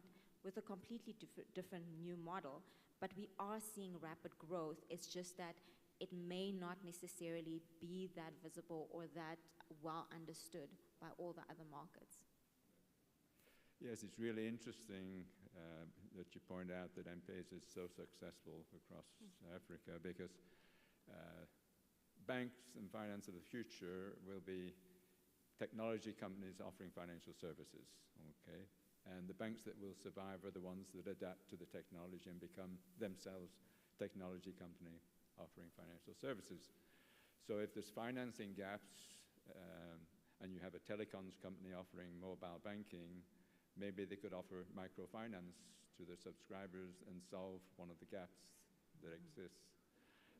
So that leads to the question, what market design changes would most quickly unlock inclusive growth financing at scale?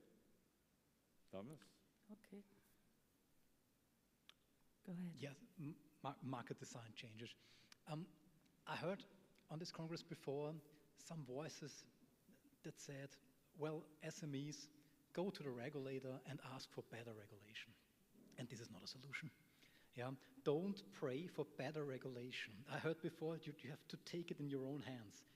Create the future. Create the future. That's the best way to predict it. But always I hear the regulation is the problem. And when we're talking on market design, let us think a little bit what's possible now with the current market and not to change regulation. What I have seen, I think there is, a few months ago, the European Commission disclosed an opinion, or was it communication, about how SMEs uses innovative funding sources. And I was really shocked and surprised how low these figures are. Because, you know, there is, I think it was mentioned, crowdfunding in panel 7 before, SME securitizations. And of course, there are a lot of impediments for usage of covered bonds, for example, and so on, or tokenization. And the figures, what SMEs are using is to 4 to 5%, I think, of these innovative tools. I know securitization could be very complex, but now it's standardized. There is regulation. Regulation is not only an obstacle, but a chance. Yeah. You mean MiCA? Sorry? You mean MiCA in the EU? For tokenization. Yeah.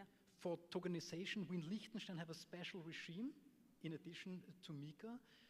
For tokens MiCA 2, for securitization, not only there's the STS regulation, for example, we're standardized and highly transparent securitizations. And what we have advised in the past is, and a mixture, of course, is possible, to use a securitization and tokenization to diversify a little bit your funding. Because a big problem in crisis, what we have seen, is the concentration of funding when one financier disappears or withdraws its funds or not roll over the funds. So we have good experiences with crowdfunding and SME securitization because you can combine it with factoring, you can combine it with better cash management, and so on. The mindset is not here because I know it's complex and you have to advise some. I'm talking about SME, not startups. Now, for the broader sense, it's now for SME can be 100 years old and can work, and we have a very broad portfolio of advice. I know for startups it's maybe a little bit other perspective here. Okay, let me add to that because that's very interesting. So first of all, before I come to it, so we do at Swiss FinTech Ladies in our Angel Club, we do have African funds managed by female fund managers. So just for everyone. So that's something we're looking at because it's very interesting, and I think sometimes these women are maybe a little bit ahead of us. Let's admit that. Here in the old world, we sometimes are a little bit complacent, which I don't see there in Africa. So just wanted to make that point before coming back to your points. So just, yes, I'm invested in some companies, and I must admit, they are looking for real angel investors, full stop. Yeah. They are not going to venture capital. They are not going to private equity. And the reason is, if you go to venture capital, so for all of you who don't know that, you are watering down, you are diluting very much your shareholding. And if you have a great idea, and if you're a great founder, or if you're a great SME, you maybe don't want that. You maybe want to own 60% and not be diluted down to 5%, because the way in between was somewhat easier for you, but you pay at the end. So the paycheck at the end, you founded a successful SME, you did an IPO, and here are your 5%. So the ones who are financially savvy, just saying, they don't do that. And that might be one reason why the figures are as they are. A second point is, let's talk about tokenization. So we had a platform here in Switzerland, I don't know whether they still exist, which was called Daura. So, and they tokenized 600 SMEs, and they had investors. So, and they thought, maybe we can do a direct matching. So now the problem, and I told them right in the beginning, so the problem is not transferability. So tokenization means you make an asset transferable, yeah? But it doesn't mean that if you put that on a platform that there will be liquidity. This just did not happen.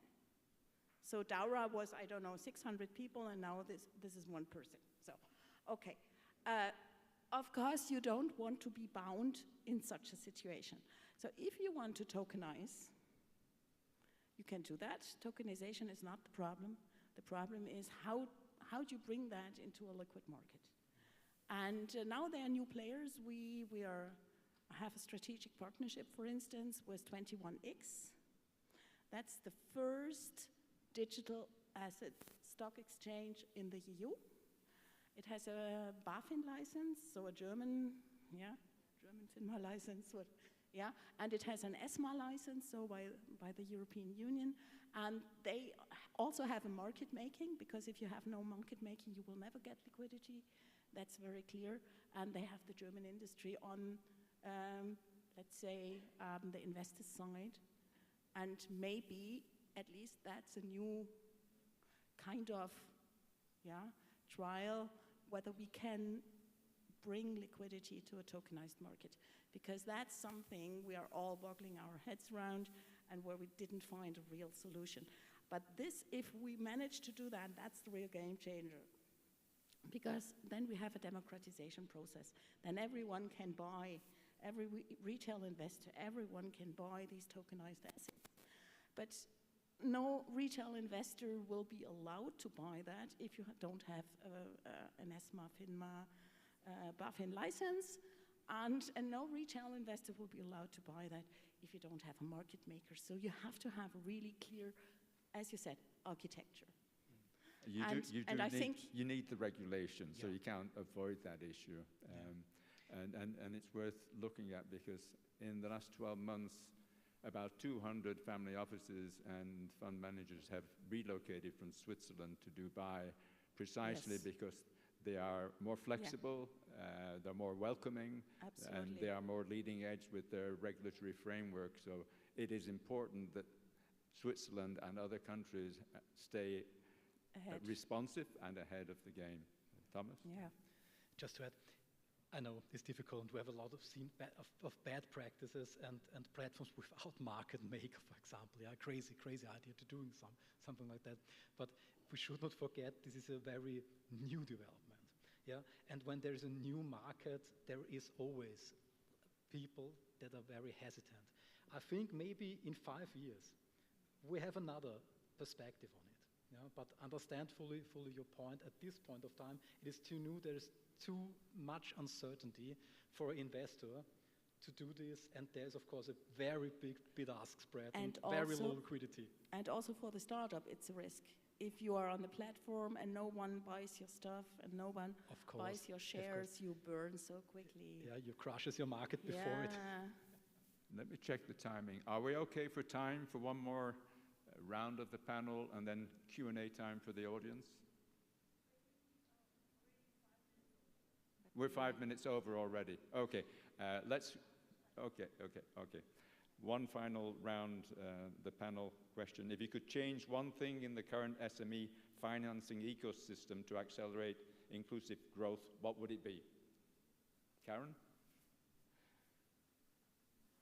Yeah, fostering the democratization process further so that retailers can buy assets from SMEs in a regulated way. Right. Okay. Leola? So I think the missing part of this conversation has been the credit side.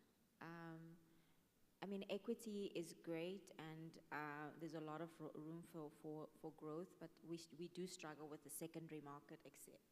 Absolutely, there's still a challenge with liquidity. We struggle with exit strategies, right? That's why markets like the UAE are attractive, because they offer exits. India is another great example for me. I love India, and I've learned a lot from India. I collaborate with my peers in the Indian market because they've solved so many amazing things, but more importantly, very innovative and alternative credit solutions. So if we can foster more alternative credit solutions, it makes it easier for SMEs to get access to cost-effective funds without diluting their businesses when they shouldn't be diluting it, because at such an early stage, also, it's an unfair valuation, right? It's not ideal for them to go the equity route too soon either. So I think one of the things that I would definitely look at in terms of the ecosystem is how do we foster more alternative and cost-effective credit solutions for SMEs. Thomas?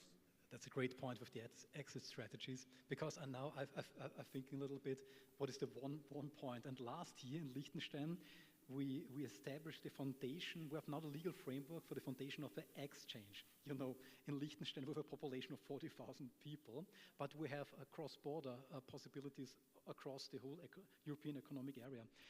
And we thought about this, create an exchange, a stock exchange regarding SMEs. But of course, the European legislation is very, very strict, and one major impediment is the delisting factor. You need better chances for delisting a company. So maybe this would be my spontaneous one point to change. Thank you, Thomas. So I think we better close the session now. I'd like to thank our amazing panelists. They did fantastic, and thank you very much for paying attention. Thank you.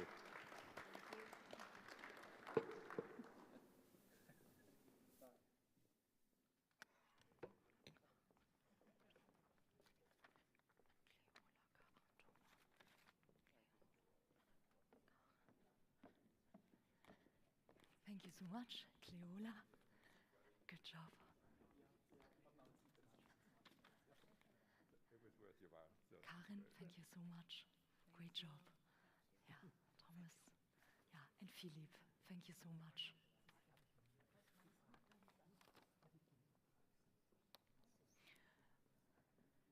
With great appreciation of a panel's discussion, financial resilience and inclusive growth. Financial abilities, success comes with opportunities, comes with responsibilities. We are getting closer towards our final. Yeah, we spent together 3 days, very, very intense. How do you feel? Good, thank you so much, yeah. And at the Global SME, I personally learned so much. I feel pretty energetic and loaded, although there were long days and very short nights for those having the long dinner and a little bit party shaky. And we especially I appreciate the people here. So many interesting, different, diverse, great personalities, experiences, CEOs, SMEler from all over the world.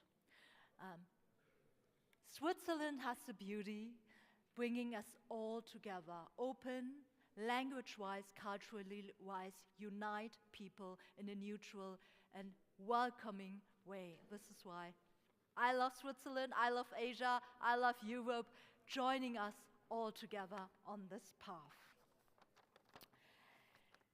Latest updates, what I share with you.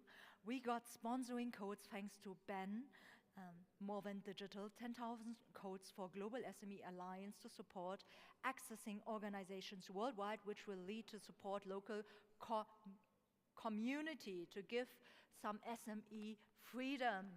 And we got the artists, Remsha and the team SDG artists in the foyer who are auctioning their top 3 paintings for each 1,000 francs for you if you like to visit the artists. We got the Future Symposium by the Swiss Future Institute 18-19 of September this year and 26-27 March next year, also with 2 spots for you to apply for a partner membership since we are strategic partner of a global SME.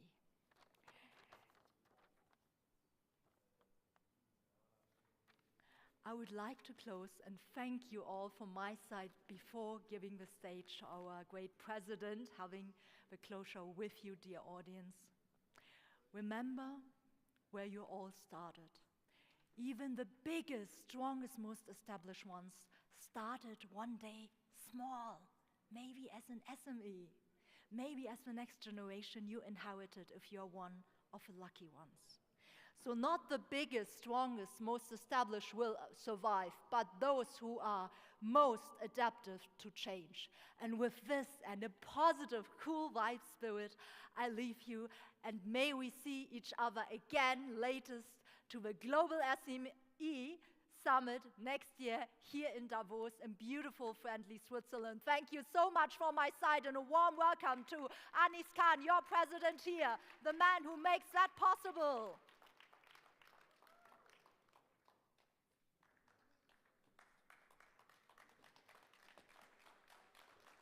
Anis. Thank you. Thank you. Thank you very much. It was for awesome. Your support and wonderful, wonderful. It was real pleasure. It was such a pleasure. It was a real cool new experience for me. And see you next year, my dear. Yes, we will be here again. To business and fun, let's grow together, having more success while having fun, I like to say, because we can have having both, yeah? Lovely. Thank you so much. Yay! I also thank you, Roman. It was wonderful. Thank you so much. Thank you, Ben. Take care. Okay, I get to open that, okay. Thank you, Anis. I mean, I really appreciate everything you were doing, and I also love the energy you actually put into that. And I have been actually, I don't know for how many months involved into the planning process. So big thank you for everything you have done. I guess you get another round of applause. I guess everybody can give a big round of applause. And tell us now what are you going to do? Exactly. More than digital. Because at the beginning we were not even sure if we can launch it till today. But the mission for SMEs was always there. So that's why we believe in the mission of actually supporting SMEs. And More Than Digital is actually sponsoring 10,000 premium codes, each worth up to $50,000 US for global SME. And all there, including partners, etc. So I'm more than happy to support that, and thank you for the opportunity to be here. Ladies and gentlemen, big applause for Mr. Tallinn. Thank you. So now what do? We sign this agreement? Yeah, then you get a lot of codes. Let's. I have a pen. I have a pen. I'm always ready. Are you happy?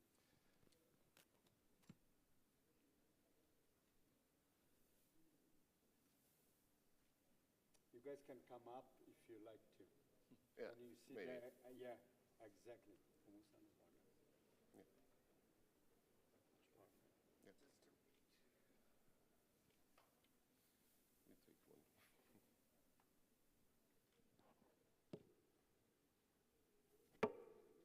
All right, let's do it.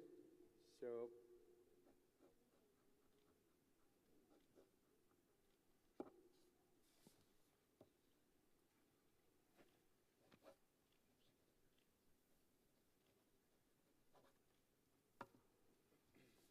Thank you very much. Sir.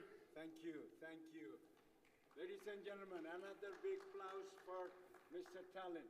Actually, for the organizer, Ani, sir. Thank you very much. Big support Thank you. for all the SMEs around the world. Thank you. Thank you. Thank you so much. Thank you very much. So we are coming closing part. So what I would say, Roman, you will start, Okay, I will please. start, yeah. Then Anis, you will have the last word today or this afternoon. So yeah, good afternoon, ladies and gentlemen. As we are closing this very first SME Summit, I want to thank you for being here, still being here, and you made it happen. Thank you very much. And a great thank you also to you, my founder, Anis Khan, my team, all the sponsors, of course, and yeah, thank you very much. Then finished. So the next days we will also send out a very quick questionnaire, and we will be grateful if we receive any feedback, because this brings us further then. And just as a quick reminder, to become a GSBH member, don't forget to register on gsph.global/membership to really benefit in future from discounts and be part of this incredible story here. Yeah. Thank you once again, and safe travels home. Thank you. Ladies and gentlemen, everybody is smiling. So can you please for Lakshmi, ladies and gentlemen, and I'd like to have another one for Teresa, please. There is another woman, Amina, please. And another gentleman, he worked so hard, more than a year. Unfortunately, he didn't get a visa. I like to give applause for him. Ronnie is in Bangladesh.